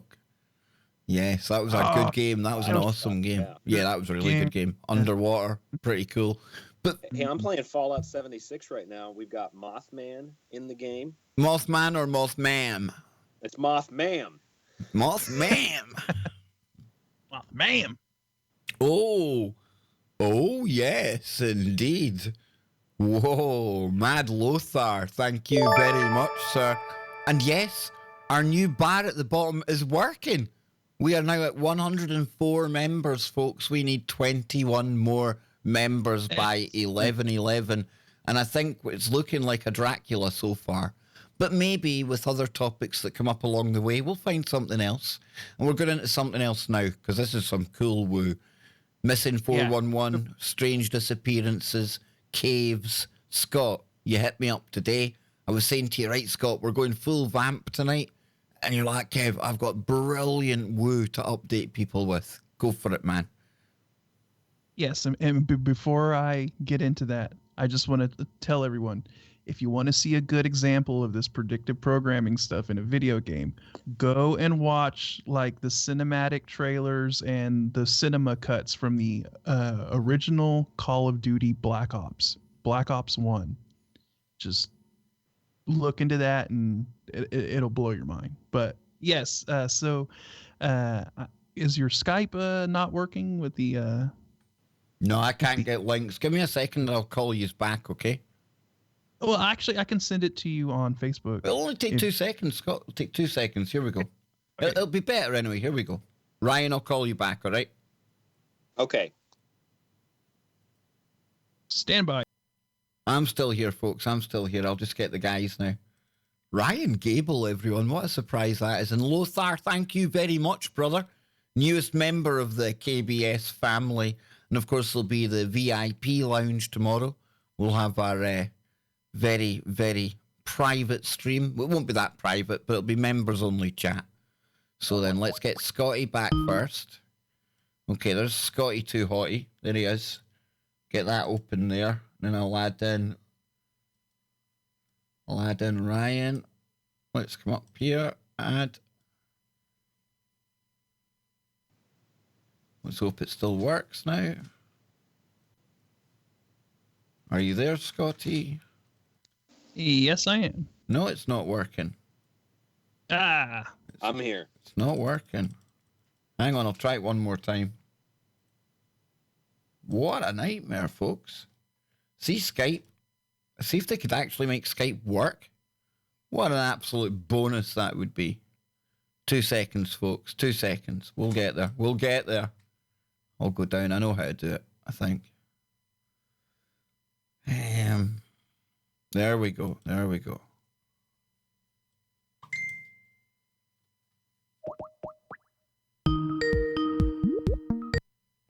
There we go. Yes, I've got it this time. Now we're in. Now we're in, boys. Now we're in. Ryan's back, yes. Excellent. Ryan's back. Can you hear me? Yes, we can hear you, man. We have got you. All right, I can hear you now. Good. Scotty, over to you, man. Okie dokie. And can you share your screen real quick, please? Excellent. All right. So I can't, actually my mom came across this, and this was pretty crazy. So yesterday we were discussing all of the interesting, sort of the connection between all of these people going missing, these 411 disappearances, and how it kind of overlaid onto the cave system across the United States, which was it's pretty interesting. But and then we talked about the M cave and the guy that went missing. I think his name was something Veach. I can't remember his first name, but he was a YouTuber. He was well versed in hiking, and he was an outdoorsman, and he came across this cave. He said that the entrance was shaped like a capital M, and when he approached it, he felt really uneasy, and he felt this vibration in his body, and he kind of freaked out and, got out of there. And then he went to try and find it again, and I guess he had trouble finding it. And then he went out to find it one more time, and he disappeared. So, we have these strange disappearances occurring. But my mother actually pointed me towards this story, and it involves a train back in 1911 in Italy that disappeared. It went into a cave,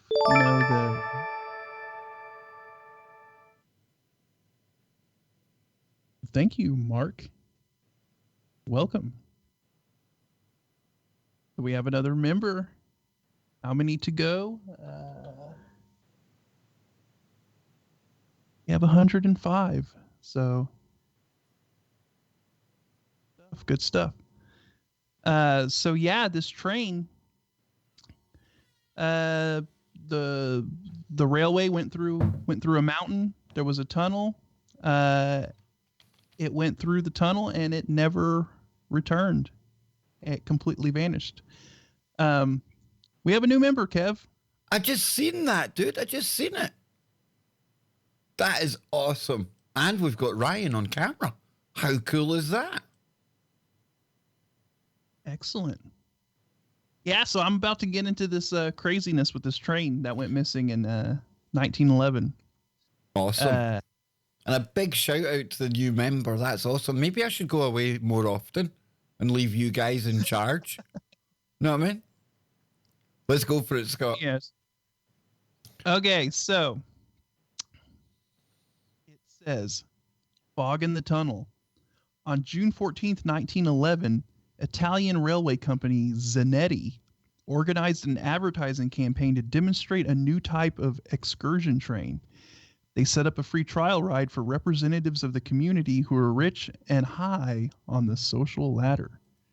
One afternoon, a 3-car composition with 100 passengers and a crew of 6 left the train station in Rome. The passengers were to see all the local sights. The super long for its time, 1 meter, which is 3 foot wide tunnel, carved in the mountains of Lombard, was of particular interest. While waiting to reach the tunnel, passengers were having the time of their life, drinking champagne and sharing gossip. Just before reaching the tunnel, the train slowed down and a gust of black smoke went up in the air. The train went into the tunnel and was forever lost. 2 passengers who felt that something was off jumped from the decelerated train seconds before it went inside the tunnel. One of them later discussed the details about the incident in an Italian newspaper. He said, "I heard an unclear humming sound. Beyond the black smoke, I could see a milky white fog creeping from the tunnel. It literally swallowed the train like a wave. And with it, the first car of our ill-fated train split open. It became so horrifying. The train was barely moving, so I jumped from the car, and my eyes caught another passenger." Whoa! Another member! We are up to 106. Thank you so much, Stephanie. Welcome to the KBS Inner Sanctum. And yes, you'll be able to chat tomorrow when we go to the VIP lounge. It's exciting. Scotty, keep us going, man. So he said, "I could see a milky white fog creeping from the tunnel. It literally swallowed the train like a wave. And with it, the first car of our ill-fated train split open. It became so horrifying. The train was barely moving, so I jumped from the car, and my eyes caught another passenger who jumped at the same time. We both hit the ground hard, and that's the last thing I remember. Exploration of the tunnel was a waste of time. There was not a single trace to explain the reason for the disappearance of the train. The incident gained popularity very quickly. Frightened Italians avoided using the railway, and the tunnel was closed down. During World War II, a bomb ended up blasting the tunnel's arch opening, which completely cut off access to it. So after World War II, there was no way to get inside the tunnel or anything. Now it says Devil's Composition. One medieval Italian chronicle of the monasteries in Modena tell a story of a strange supernatural event. Once a large train composition was closing in on the walls of the monastery. Monks described it as a sled with a pipe, dragging 3 smaller ones behind it. On top of that, suffocating black smoke was spouting from its pipes. It couldn't have been anything other than the devil's doing. Panic spread throughout the monastery. Monks hid in the church and began chanting prayers to expel the horned enemy of mankind. Whoa, hang on, right? So this train goes missing in, 1911, right? And then they're talking about a story that took place way before that in the medieval times that sounds like some ancient kind of description of something that monks didn't know what they were looking at, but definitely ticks all the boxes of a train. Yes, that looked very similar to this one. Whoa. Yeah, talk about mm-hmm. It gets weirder, Kev. So it said panic spread throughout the monastery. Monks hid in the church and began chanting prayers to expel the horned enemy of mankind. 2 messengers of the devil emerged from a train car, both clean-shaven and wearing black clothes. They attempted to infiltrate the monastery, but its firmly barred gates, chants of the monks, and the will of the Virgin Mary did not allow this kind of sacrilege. This chronicle was being stored in the region of Costa Solea, among an incredible collection of ancient records collected by many generations of the Sangino family. And believe it or not, one of the passengers who had jumped from the Zanetti train was the owner of this property. After reading about the medieval accident, suddenly he thought, What if this devil train described in the chronicle is the same as the one I jumped from? This is what I'm thinking. This is like some kind of time travel, some kind of weird thing going on here. I mean, before we go on, Ryan, what's your thoughts on this? You ever heard of this before? No, it's like the Twilight Zone or something. Very strange. My first thought. And one of our viewers, the dude, he was saying he had actually brought this story up in the chat the other day, Scott. Now, I'd completely missed that at the time, but this is very, very strange. And this whole thing where there's an account from the past of something that sounds like it, this is like beyond woo, Scott. Sounds like maybe multiple dimensions, maybe multiple timelines, something occurring parallel. Yeah. Yeah. That's bizarre, man. Yeah, this is wild.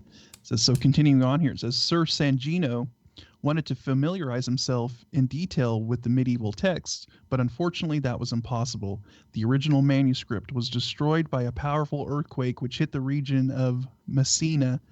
It wasn't out of the question that the disappearance of the train had been connected in some way with the earthquake. Now, this is really weird, too. Listen to this. A psychiatrist living in Mexico in the 1940s who took meticulous doctor notes wrote the following. 104 people have been admitted in the local infirmary.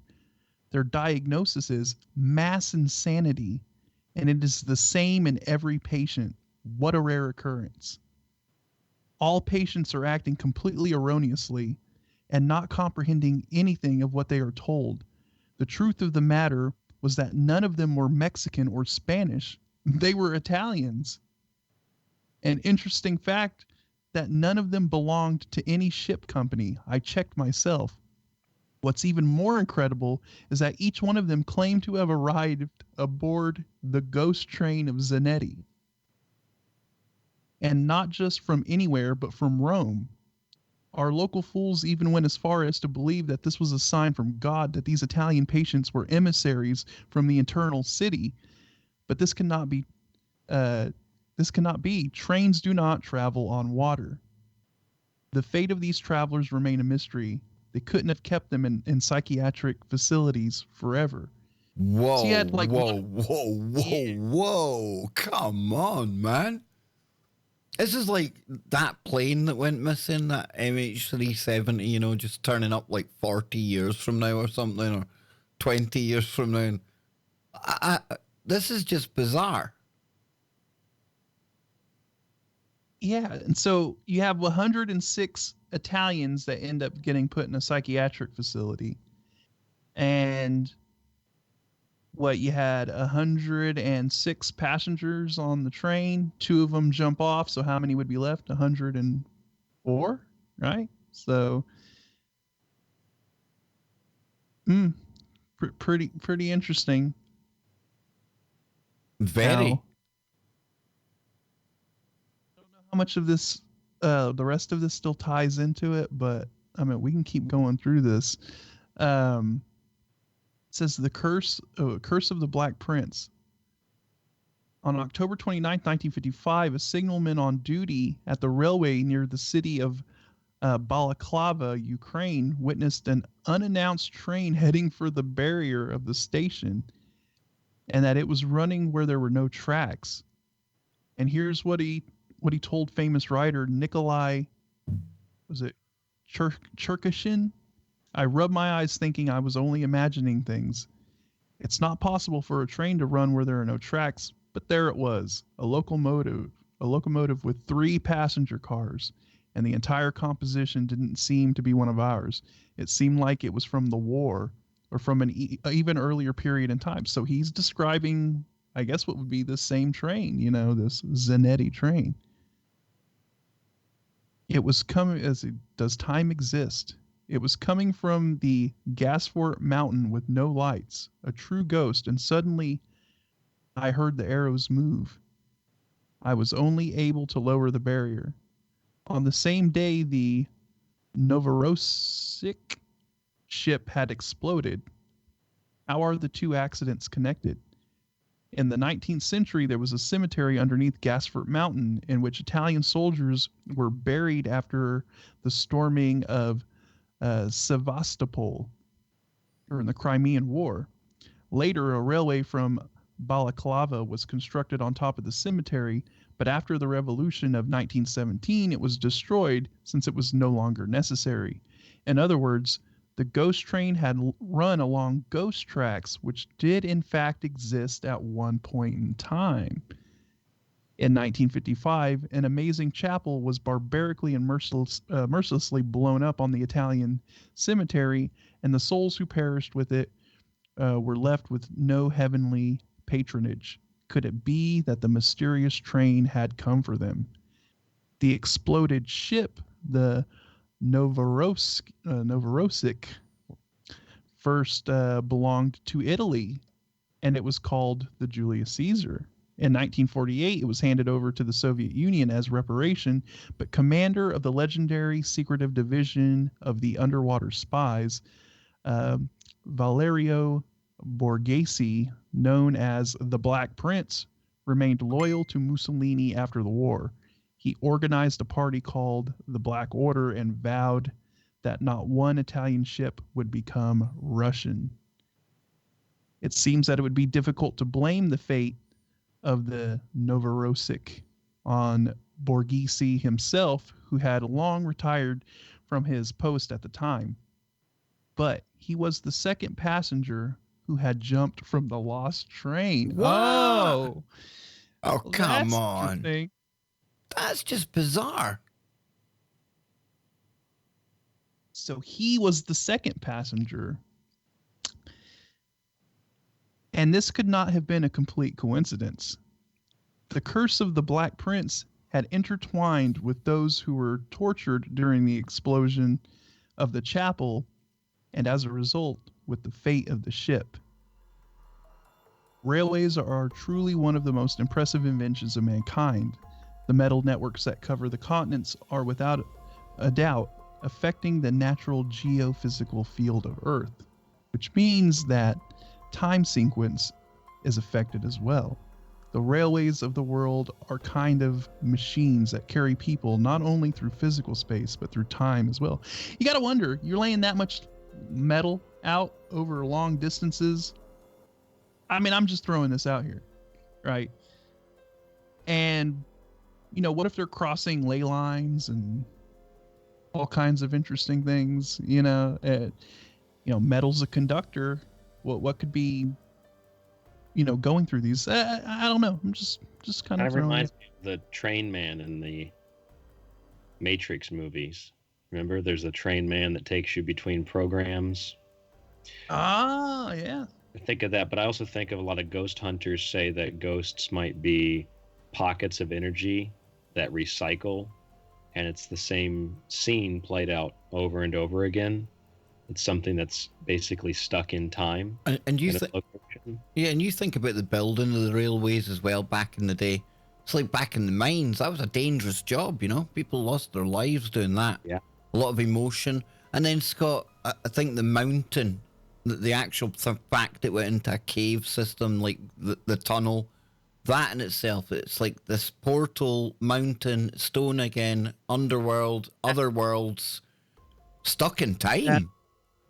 That's what I was thinking. I'm like, well, you know, what if this mountain already had a natural energetic vortex or something that there was a lot of energy, you know, concentrated within this mountain, and when they went through that thing, boom, you know, they hit something weird. And you know what else it made me think of? I kept thinking about this. I was thinking about that tunnel in Colombia.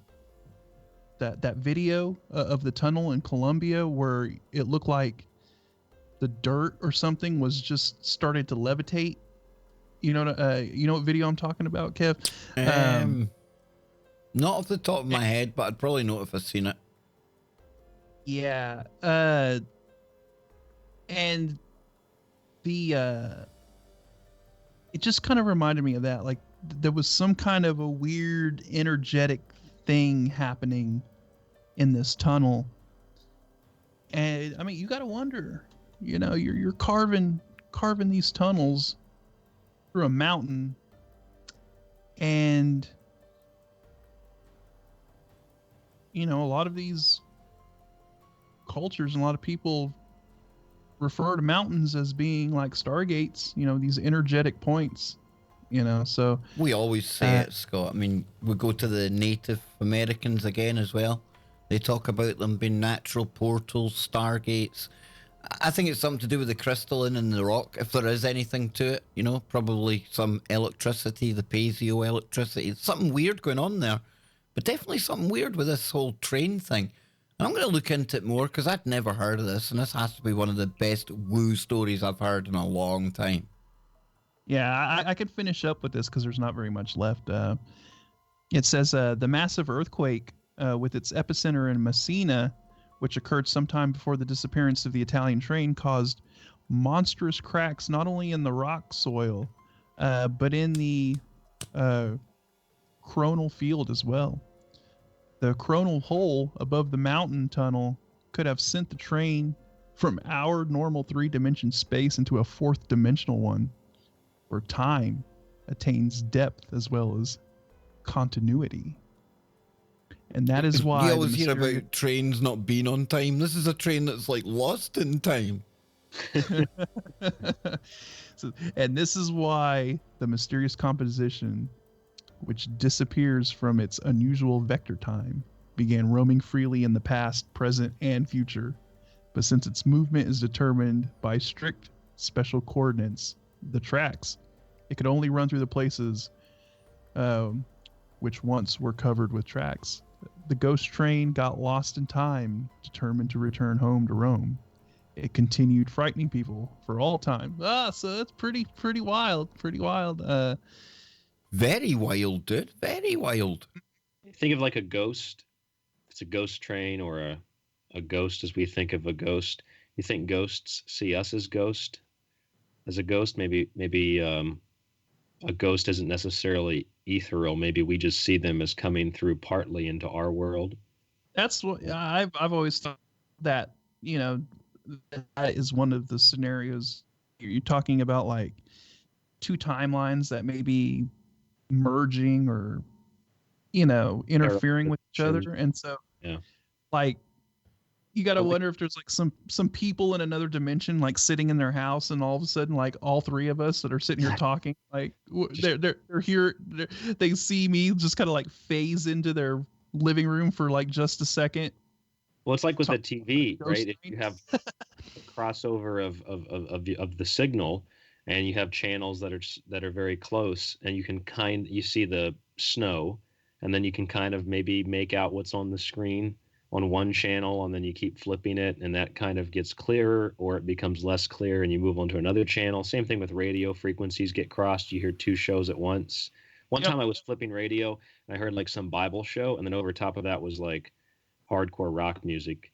It's kind of funny, but that's opposites attract. It's the two opposites blending together. That's what it is. But yeah, that's what ghosts are. That's the best way to explain dimensions, I think. Just channels on a radio or the old TV, Definitely, and I like that idea. What do the ghosts see us as? Maybe they think we're like some kind of mirror universe right enough. Maybe they're trying to contact us. I tell you, there's that many options when you start looking at many worlds and stuff like that. It's really, you could do like 2 hours, 3 hours on that alone. But you sent a clip here, Ryan. I'm going to play this. And what's this from? This is David Paulides, right? Yeah, I played this on my show a couple of nights ago. I've had it on my computer for some time. I rented the David Paulides Missing 411, The Hunted, which is the new documentary. So I'd recommend people go watch that. I don't get paid to say that. I've never even interviewed him. I just like his work, and I enjoyed that documentary. Same here, dude. Same here. I recommend it as well. It's really good stuff. And I just recorded this because I really wanted a copy of it before my rental ran out. And I think it's like 2-3 minutes. I'm not sure how long it is. The first 45 seconds or so is it's like animal noises, but it leads up to these guys. I forget where they are. It was a while ago I watched it. They're up in the woods, and they've gone there for a long time, and they made this like makeshift little shack out of logs and sticks and branches and things like that. And they're out there in the woods one night, and they're really, really deep in the woods, really, really up in the mountains. And when they're up there, they start hearing these weird noises, and it almost kind of sounds like these. They see these like creature things. I guess I don't know. The creature is the only word I can think to describe it, and they have a form of communication that it just is kind of a mixture of like maybe something that you would think of with Bigfoot mixed with like maybe cultures mixed with, you know, something from a horror movie. So that's in this clip. Something weird happened with the cameras there, but I'll fix these in a second. I'll get it up. Oh. That's just weird. It's Skype. Why is... Well, I'm not even going to ask why Skype is so crap. It just is. Don't you love... yeah, well, you love YouTube, though. Oh, I love YouTube. Absolutely. And it looks like you guys... Oh, no, you are both moving. I thought you had frozen up there. You don't have my whole background in there because I don't want to get it banned off YouTube. I know that, dude. I know. You trigger algorithms with that kind of memorabilia. Yes. So let's take a listen to this, folks, and see people in the chat room saying David Paulides is awesome. Couldn't agree more. Have you ever had him on the show, Ryan? No, I was saying no. I've never interviewed him before. I just. I'd love to. Oh, that'd be. I'd love to. Yep. When do you have Linda on? I haven't organized a date yet, but she said she's willing to come on. So once I get the date sorted, I've been promising the listeners, because there's somebody out there that loves Dogman. So I promised them I'd get Linda sorted. Yeah. She's your gal. Here we go. Here's the missing 411.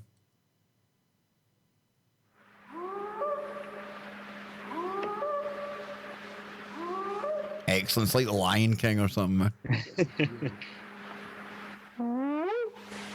So these are the guys making the sounds back. Sounds like animals at first. I hope none of you listening to this are getting like amorous listening to these animal noises out there, you know.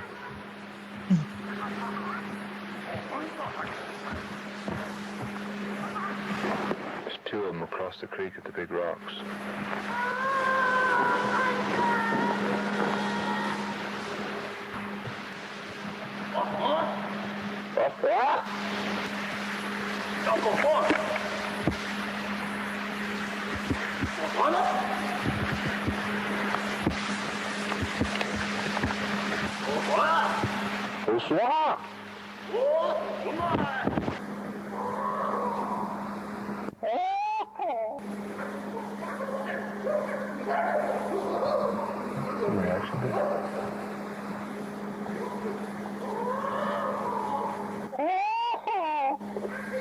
Sounds like Spiegel.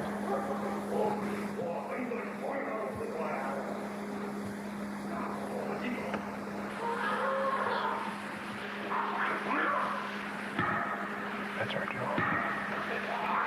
What on earth's name is that, Maybe dude? have them shoot her. What do you guys think? What is That that? is weird. It sounds like this amalgamation of like animalistic and human noises like mixed together. So weird. They're really unnerving, boy. I would be crapping myself if I was out in the... It sounded a little bit like wilderness. Spiegel or something, like My Precious. That's like nothing I've heard before. You should ask Linda when you have her on about the creatures in the caves. Speaking of caves, she has a really disturbing picture somebody sent her. I think it was from Chile. He was in a cave with his daughter. Actually, I could probably just grab the book and show you right now if you want me to. Go grab it, please do. He took the picture of his daughter, and there in the picture is this creature with like a bald head. Again, kind of like Schmiegel from... Is it Schmiegel? I never really watched them. Yeah, Schmiegel, Yeah, Schmiegel. My precious. Yeah, my precious. Yeah.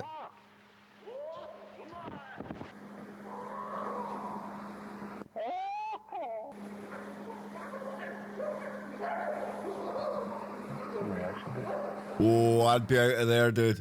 Oh, God. Right? Long gone, man. I don't know if you can see. This is Linda's book here, the new one. Have her send you a copy. Have the publisher send you a copy. This is the picture. It's from... Actually, this is from a cave in Maquoketa State Park. Yeah. Oops. Hold up the camera, right? You see this creature right there. What the heck's that? Oh, I'm trying to get it into the camera. There you go. It's a bit hard to see right now. I see something stood there. I can't see that. Yeah. There's something there. Yeah. What a shiny head. Yeah, it's very, very weird. I tell you, I found a weird story today about a cave in Scotland. And again, this was after you yesterday, Scott, with your caves and things like that. And this here, never heard of this in my life before, folks, ever. Scottish, not a big place. You'd think you'd have heard of something like this. Sonny Bean's Cave. Legend says this cave housed a 16th century cannibal and his family of 48 people.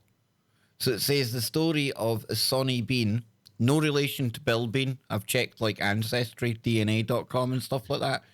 We're good to go. Bill would have been freaking out. 48 people, not pieces, right? Yeah, well, we'll see. I don't know. 16th century, maybe he had them all in like one of those American style like freezers. Maybe that train delivered it. You never know. It says the story of Sonny Bean and his family of cannibals and murders has been told to spook Scotland's children for hundreds of years. But many believe that the story is more than just a myth. And here's what I have to say to people. This wasn't a story in my childhood. I don't know if, like, maybe I just led a sheltered childhood, but I like to think that my mum and my gran and, you know, all the people in the village that I knew, we went into some really good paranormal stories and things. We used to like putting the shits up one another. I'm sorry to be kind of graphic about it, but the scarier the story, the better. And that's why I can't understand how I've never heard of this one, especially since it says it's like a famous story. So it says Alexander Sonny Bean, the story goes, led a 48-member clan, a product of incest and continued inbreeding within the family in 15th or 16th century Scotland that was responsible for murdering and eating more than 1,000 people. Now, after running away from his ditch digger father, Bean camped out in a cave with a female companion, and the two went undiscovered for more than 25 years. He didn't eat her. Well, who knows? Maybe like she started off as like his female companion, but over time he replaced her now and again, you know. Yeah. Who knows? Yeah. Eating ain't cheating anyway. The clan would leave the cave at night and bring individuals or small groups back to their home where they would be really nasty things and cooked up for dinner. And residents of nearby towns reportedly found body parts occasionally that would wash up on shore. Now, one night, the Beans met their match when they tried to capture a man in combat.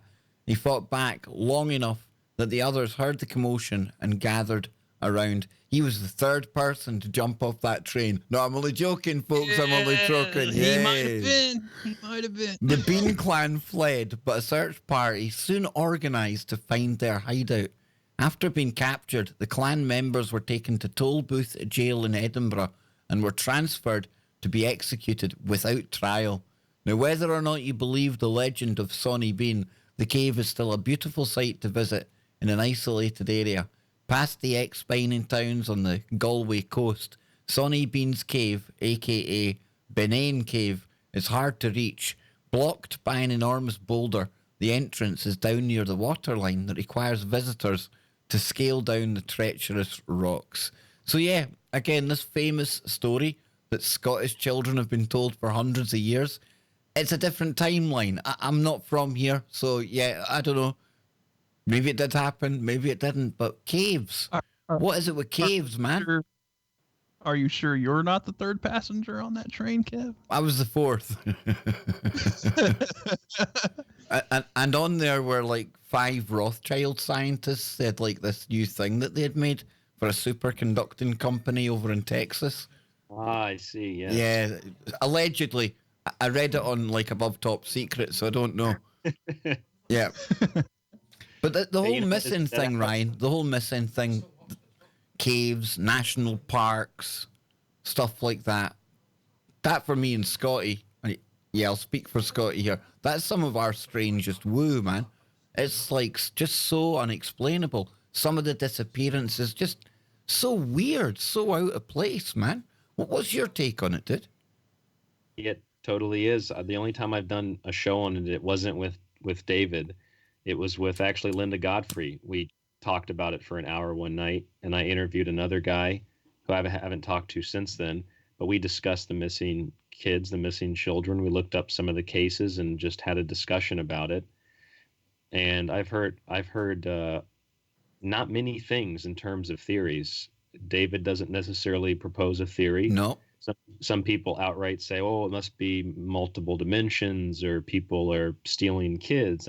Now, one thing that is interesting is if you read Transformation of America, Kathy O'Brien's book, which I'll probably bring up on Thursday when we do a show, Kev, on the Finders, because what the Finders were doing in the 80s is exactly what Kathy O'Brien claimed she was experiencing at that same time within government-controlled mind control operations.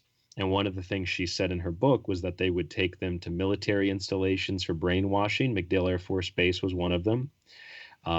Mount Shasta, they'd go to places that were big ranches of powerful political people and celebrities. I just want to say, during my time at MacDill, I've seen nothing of that going on. Nothing I could tell you about on air anyway, guys. I seen nothing of that. Come on. He'd have to kill you if he did. I've seen the inside of the burger bar, the PX, and downtown Tampa, and not a lot else. That was it. Did you go to Ybor? Sorry? Did you go to Ybor? Yes, we did. Yes. Yeah, that's a nice little beautiful area. Yeah, man. It's crazy during the Mardi Gras with the beads, but it's beautiful, the roads and everything. Well, we were there it was like just before Mardi Gras over in New Orleans, and a couple of the guys were on a different shift from me. And because we're British, right, we're used to being able to fly the length of the UK in about an hour. So they're like that. Yeah, we'll just get like a bus.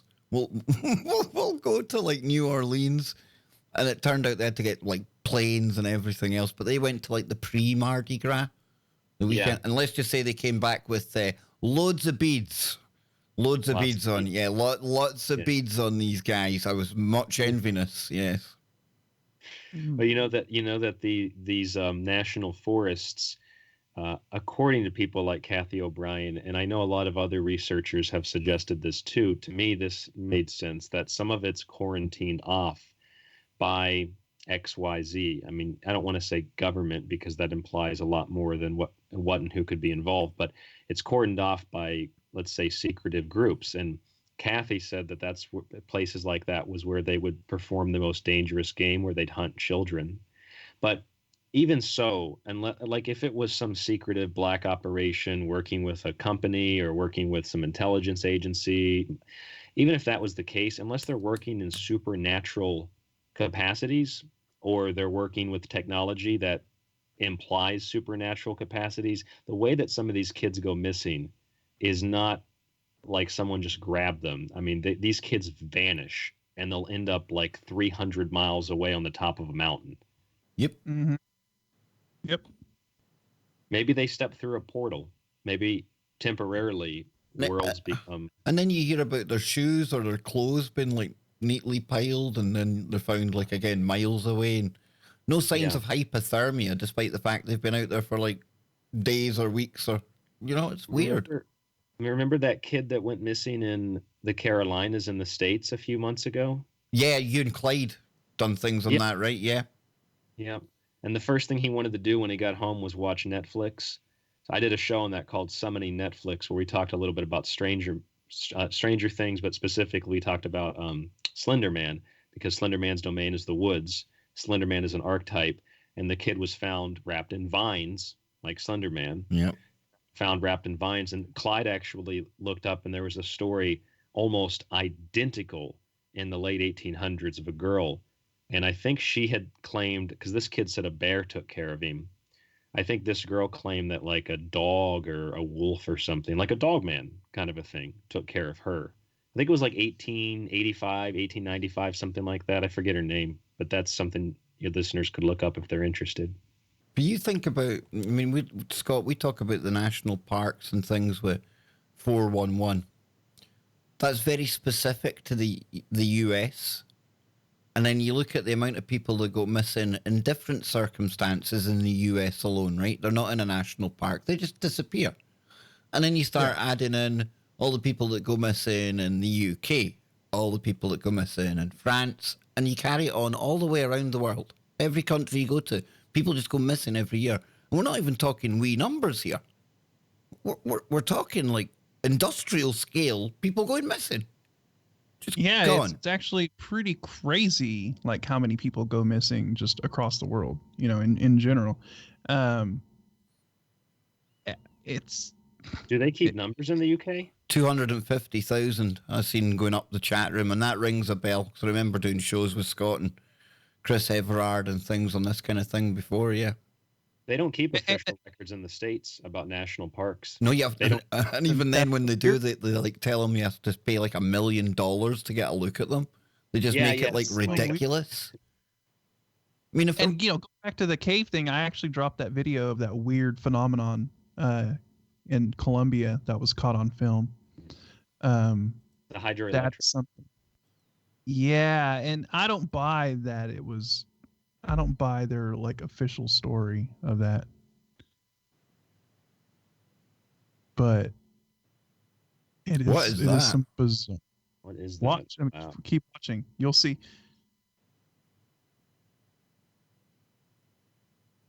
There's another angle of it where they park, kind of towards the end. But I would have hit the gas and been out of there. I don't like tunnels anyway. I always feel like it's going to collapse on me. What is that all about? Yeah, it is. It is weird. This is one of the weirdest, phenomena that I have ever seen captured. It almost looks like. It almost looks like a spectral phenomena.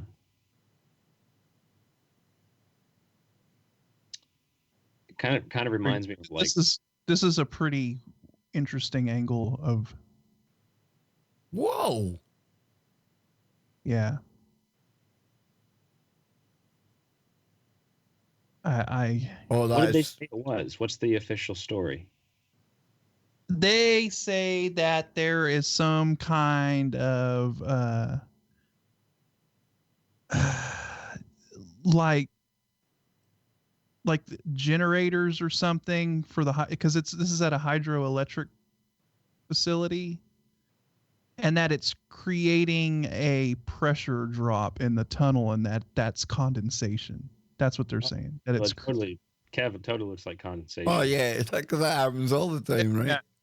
My drink's doing that right now, just sitting here on the desk. It's just. And I'm sitting here thinking, okay, yeah. So they're saying that it's just instantly creating like a cloud, like a condensation cloud, and then it's because of the pressure change. Well, if you're in a tunnel, wouldn't pressure equally distribute throughout the whole tunnel, and it wouldn't do exactly the same every time. I don't know. Yeah. Now this is what I'm thinking, because if you look at it, if you play it, you can see that it looks like this phenomena is occurring like in equally spaced sort of pockets. Yeah. Okay. All right. So there's like a pocket where it's happening, and then there's like a gap, and then there's like another pocket where it's happening. You see like this kind of equally spaced. But it can't be condensation because it leaves nothing on the windscreen or anything. I was about to say that. Yeah, that leaves nothing on. Exactly. Yeah, exactly. And nothing happens to the people going through it either. No. Apart from the fact when they come out the other end, it's like 1922, and a train's coming towards them. That's right. And the first person jumps off.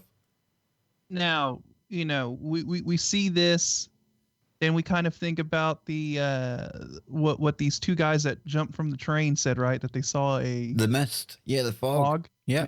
A fog. Yeah. So maybe that ties in a little bit, I'm also thinking that the equal spacing, think of a standing wave. Yep. So if you think about like frequency energy or something along that line, this phenomena could be occurring at equal distances along some kind of a standing wave situation, an energy, maybe that's pulsing through the mountain or something like that. So I don't know. I thought I'd bring it up because that video always blows me. That's weird woo, man. I've never seen that before. No, that's never the kind of thing that. It's like put into a file and put into the X files in the drawer, and nobody looks at it. Big time. Just try and get rid of that one. Yeah. They get the fringe team there on the scene to investigate it. And It's the real deal. It's not CGI or anything like that. I mean, it was covered in Colombian news. They interviewed the workers down there. They said that they were like absolutely terrified to drive through that tunnel, because wouldn't you be terrified if you were driving through that tunnel and you saw that I'm kind of already crap terrified happening? of tunnels. Yeah, I Yeah. don't even go in a tunnel, especially the ones underwater. How fast did the DeLorean have to be going? 88. That's what I'd be driving through there at. Well, dude, if you're going 88, though, whatever this phenomenon is, you might hit it at 88 miles an hour, and you might end up in 1922. All right, then. You've talked me out of it. We'll just take photographs from a safe distance. We'll go 87. If you go 87, Yeah. you're just on time travel limit there. I also have to mention that the workers that filmed this and that observed this said that there was a strange buzzing and humming sound. There you go. The buzzing and humming, just like with crop circles. And just like with your man last night that went and disappeared at his cave. He talked about the vibration and the buzzing. Have you ever heard of that story at all, Ryan? It was like seemingly it was viral on YouTube and things. I didn't really know about it, but a guy found a cave system near Nellis Air Force Base. And when he got close to it, and that's what he done. He went looking for caves. That was his thing, Scott, right? And it was M-shaped. And when he got near it, there was this like vibration from under the ground. And it was the first cave where he thought he had like supernatural kind of experiences. So he went back to look for it and then just disappeared. Never seen again.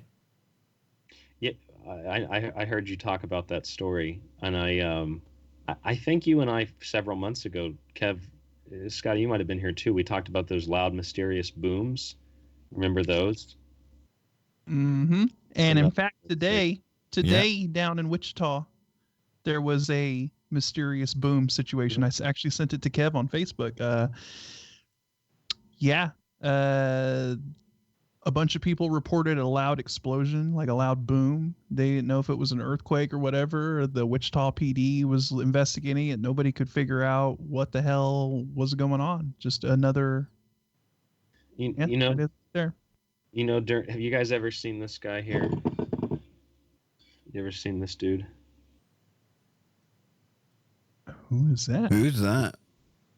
If you want to type it in, you could look it up. 1952, Braxton County, West Virginia, about 30 minutes east of Point Pleasant, the border of Ohio, where the Mothman sightings originally were. And the Flatwoods Monster was seen there. That there is the original drawing in the newspaper of what they saw. This thing was like 11, 12 feet. I've never heard of this before. That looks like a Mothman. Dude, we got so many of these things in West Virginia. West Virginia, I did a show about it. It's got all kinds of stuff. Type in the Grafton Monster. There's another one. That's not as well known, but its reported sightings go back further than the original sighting in Morgantown. See, that's actually from Fallout. That looks like it's something like a Doom. But yeah, it looks like something of the Doom. This guy saw this driving home one evening. It's a very famous story. The letters, I think, are still in the library. I'm about to go down there in a couple of weeks, and I'm going to go to the library and get copies of the letters. But anyway, this Braxton Monster thing, these kids saw something fall from the sky. Make a long story short, they go out to the woods. They got one of the moms are with them, and there's this smoke in the air, and it makes the dog really sick. The dog ends up vomiting. The kids get really, really sick. A couple of them have very sore throats. They have sore ears. It caused severe skin irritation. And there was a weird oil that some of them got on themselves.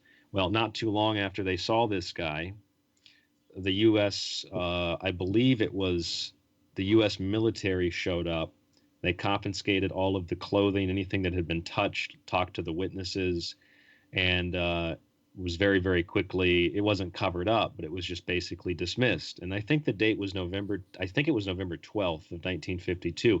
But the next day, a totally different report just up the road from there, a couple of miles, maybe a 20 minutes, half hour, something like that, just north of Braxton County. And this is also called the Green Monster. If you look at the sign for the actual town, it'll say the Green Monster, home of the Green Monster.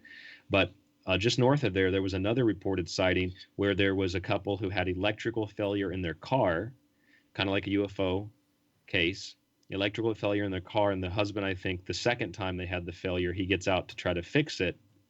and they said that they saw a creature. They described it like this. I don't know if they had heard the original story, but they described it like this. And this headpiece here, they said it didn't have any of this on, but they saw the head and it had scales like a lizard. Whoa! Like they actually saw its face. Oh, tonight's show's complete. I want to dance around like a little spoiled kid. We've got reptiles and everything, man. And then that was it. That was it. I guess it disappeared. But here, I want to show you something. Check this out. Told you, Scott. Was told you, boys. Once you go DRAC, you never go back. I'm telling you. Never go back. No. This is. I got this at the Mothman Museum. So you know, Mothman. They normally have him with the red eyes, and he basically doesn't have a neck. I thought this was interesting. Exactly. Right. If you look at that guy, and then here's the Grafton monster. Doesn't Mothman kind of look like the Grafton monster, but he just has wings and the Grafton monster doesn't? Yeah. I speculated maybe they were like two different. I can never hear the word Mothman normally now. I always hear Mothman. Should I get the shirt? I've got the shirt right here. Of course you can. Show off your merch, man. Let's go back to the big screen because this is some of the best merch in the world. Don't you think, Scott? Come on. This is like comedy gold. Yeah, I'm definitely going to be purchasing a Mothman shirt sometime in the near future. Now, the headpiece of this, was it the Saxton monster? Braxton. Yeah, the Flatwoods. Yeah. Okay, so if you look at the headpiece of this thing, think of that in the Egyptian garb or whatever, like on the Sphinx or something. It looks like the things out of the Stargate as well, with like the things that run the Goa'uld. They've got the big kind of. I'm saying that sort of headgear, you know. So reptilians, Stargates, Mothmams. Here's the Mothman. Can you see it? Right, we will go back. We will go. There we go. It's a Mothman. It's Mothman. It's Mothman. Yeah, you got to have the Mothman shirt. I forgot how many shirts I have, dude. I don't know. I've got so many shirts. I don't even wear these. How do you think though, if we're, with the Mothman on the rise, real vampires on the rise as well, and we're also entering a grand solar minimum, perhaps. That was my really crap segue into something somebody said in the chat room. But grand solar minimum, somebody's talking about. Yes, guys, need to get ready for it, and I think it is coming. Roxy, I agree with you there. I do. But yeah, the Mothman. Absolutely classic, man. Hey, you know what? There's something here in my book I was going to mention. It's about vampires. You can look this up. This is a famous picture. Type in Apollonius, like Apollo, N-I-U-S, Apollo, N-I-U-S, of Tyana, T-Y-A-N-A. And it should bring up an image of Apollonius of Tyana and his disciple Menippus. And a vampire named Lamia, L-A-M-I-A. Might have to type in L-A-M-I-A as well. I don't know if it'll come up. Hang on. Any of these dudes? No, it's the guy, but it's not the image. Here, I'll show you the image. What about Lamia vampire? An old occult book. This is the image, though. But it's a famous story about a woman vampire. Lamia. Yeah, the Lamia is a word for vampire. It's an interesting story, though. If your listeners want to look it up, it's Apollonius of Tyana and the Lamia. Pretty cool. Yeah. Greek mythology. Well, this is creepy, dude. That poster just fell off my wall. Oh, not good, not good. That's not a good sign. But look what it is. Look what it is. It's actually the Braxton monster. Oh, that's creepy. All right, now I gotta. Is me not going to bed tonight now? Oh hell no! No, I don't know. If you start seeing some smoke and hearing a train whistle later on, then I'm gonna get out of here. 88 miles. I get in my car and go 88 miles an hour, like Kev said. So anything else before we go? Any other like cryptids or woo before we go, boys? Because this has been very, very good tonight. Isn't there a Snallygaster, S-N-A-L-L-Y-G-A-S-T-E-R, Snallygaster? I think that's another West Virginia cryptid. So yeah, We got the grass man around here. Yeah, you got the grass man. I just read about that for the first time. The what? What's it called? The grass man. The grass man? Sounds like it sounds like somebody that bumped into Cheech and Chong. The grass man, yeah. Is this the grass man? Whoa, the grass man. There he is. He's basically the Midwestern Sasquatch. Yeah, they have a lot of Ohio grass man. And then of course you get the Florida man, also known as Skunk Ape. There's a Florida Gator man too. You think?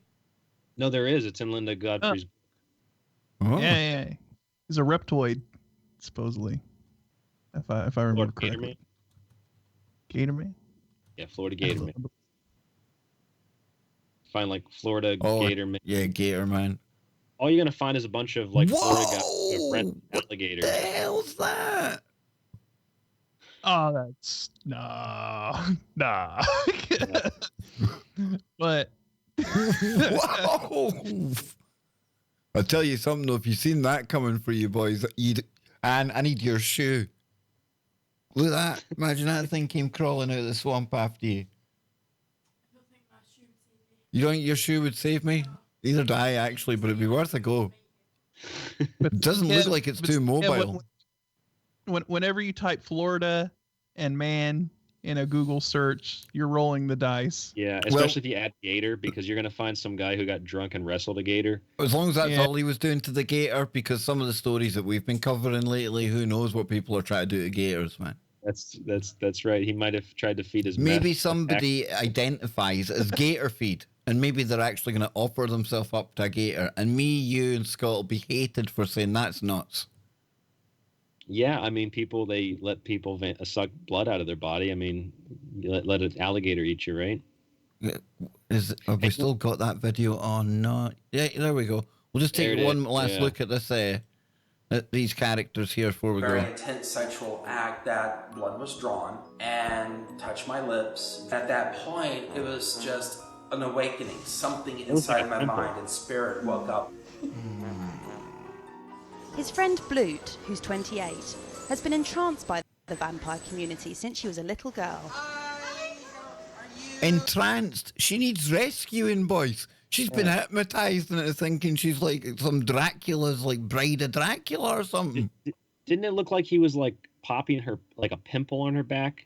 Oh, Ryan, did you go there? Did you just go full Dr. Pimple Popper on his man? Oh, Dr. Pimple Popper, yeah. No, who can watch that stuff? That's a whole level of sick that I don't want to get involved in, man. These vampires, you know, they say a picture's worth 1,000 words. I guess this video is worth $12,000. Well, I'll tell you what, we've had all in tonight. We've had thousands of people tuning in over the course of the actual stream. I want to thank everyone that's still here, everyone that's hung with us. We usually go for 90 minutes, but this was a very special night with special woo. I'm telling you, it's because we're still in this period of Halloween and things, Scott. Like you were saying, still that celebration that I can't possibly pronounce. Samhain? Dia de los Muertos. Oh, I can't pronounce that either. No, I sound like an idiot when I try and do that kind of accent, man. No worky at all. No. So yeah, we'll be back tomorrow, right? Scotty boy? And you time travel tonight, dude? You looking forward to like going back and going and replaying an hour? Getting a do-over? I get an extra hour that I get to play some Tekken 3 tonight on the old PlayStation 1 emulator, and so yeah. Well, did you ever see the Black Mirror episode where the guys were together in the Tekken-like game that was a virtual reality? Two guys, one played as a girl, one played as a guy. Yeah, and then they ended up getting a bit close and personal. Yeah. That's the most disturbing episode. That was the worst woke episode of Black Mirror I ever watched. It triggered me. You know how easily triggered I am, Ryan, when it comes to that kind of nonsense. Do you know what I'm saying? I'm like, not my Black Mirror. You can't go all woke in the virtual world with Black Mirror. Yeah, talking to that kind of thing, has anyone watched that one with Keanu Reeves, Replicas? Never seen that. No, have you seen it, Scott? Yeah, I just watched it the other night. Actually, my dad was good? watching it, so I watched it with him. It's okay. I'm pretty let's just say the CGI was not very good subject matter, though. I'm not going to give any spoilers, but good subject matter. Good story plot, though. It was a good story plot. Yeah, I'll give it that. Yeah, it was. Yeah. And Ryan, before we go, Ryan, let people know what you've got coming up on your show, man. And thanks for dropping in. It was awesome. We had fun the other night. I urge people to check out the I Got Aspartame show. That was a good laugh. But what else you got coming up on the Secret Teachings? Yeah, we got a show on Monday called Fahrenheit, California, The Great Leap Backward. We have a show Tuesday called, it's based on the Impossible Burger. It's called Mission Impossible Burger. And then on Wednesday, we're looking to talk with Jordan Maxwell about the secret life of symbols and history. That's what I've got. Oh, man. Whoa. Hang on a minute. Whoa. Now, come on, dude. That is like awesome. I remember it came too early for me in my radio career. I interviewed Jordan Maxwell twice, I think. But I was still a kind of bunny in the headlights, you know. I was all kind of awestruck and horrible mic, horrible audio. But I'll remember it until the day I leave this spacesuit, right? And I tell you, that guy there, along with Ike, Jim Mars, who unfortunately we don't have anymore. I mean, people like that, Stanton Friedman as well. I mean, these are the kind of people that, wow, you need to listen to what they've got going on, because not only do they know most of the stuff that we just all talk about as if we've dug it up recently, we've researched it and we find things out. These were the people that were going and finding these things out in the first place, Ryan, right? Going to libraries, going and having conversations, going and actually hitting the pavement, having to put in a bit of legwork. And I tell you, you see so many people having a go at all of these various characters, and I find it so disrespectful, whether you agree with them or not. The amount of work that they've done, and without them, you know, who knows? A lot of us probably wouldn't be doing what we do today. Yeah, and I recently was friended by G. Edward Griffin on Facebook. So I'm having a Mandela effect. I thought he had passed away. Oh, not good. No, he's still kicking. I'm glad. I'm glad. Yeah, I'm very glad as well. I'm like, G. Edward Griffin. He's one of the OGs as well when it comes to all this information. So yeah.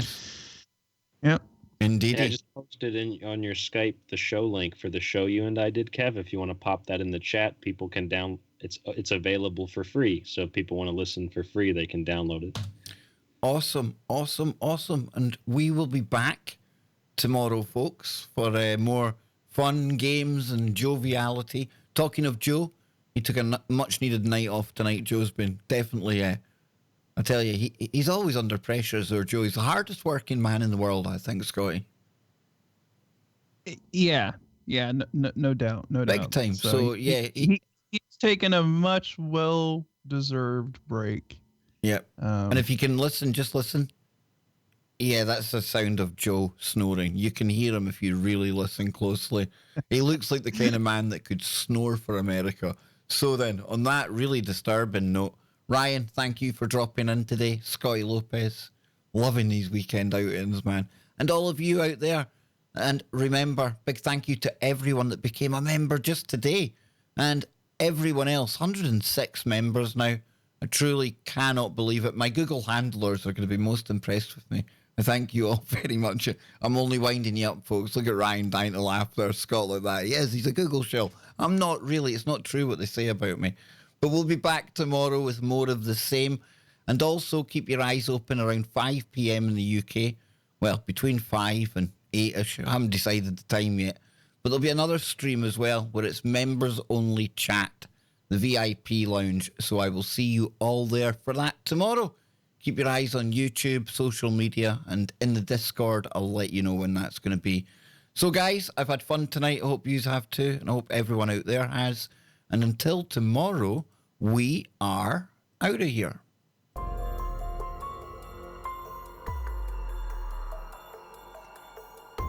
And oh, yes, once you go DRAC, you know it, you never go back.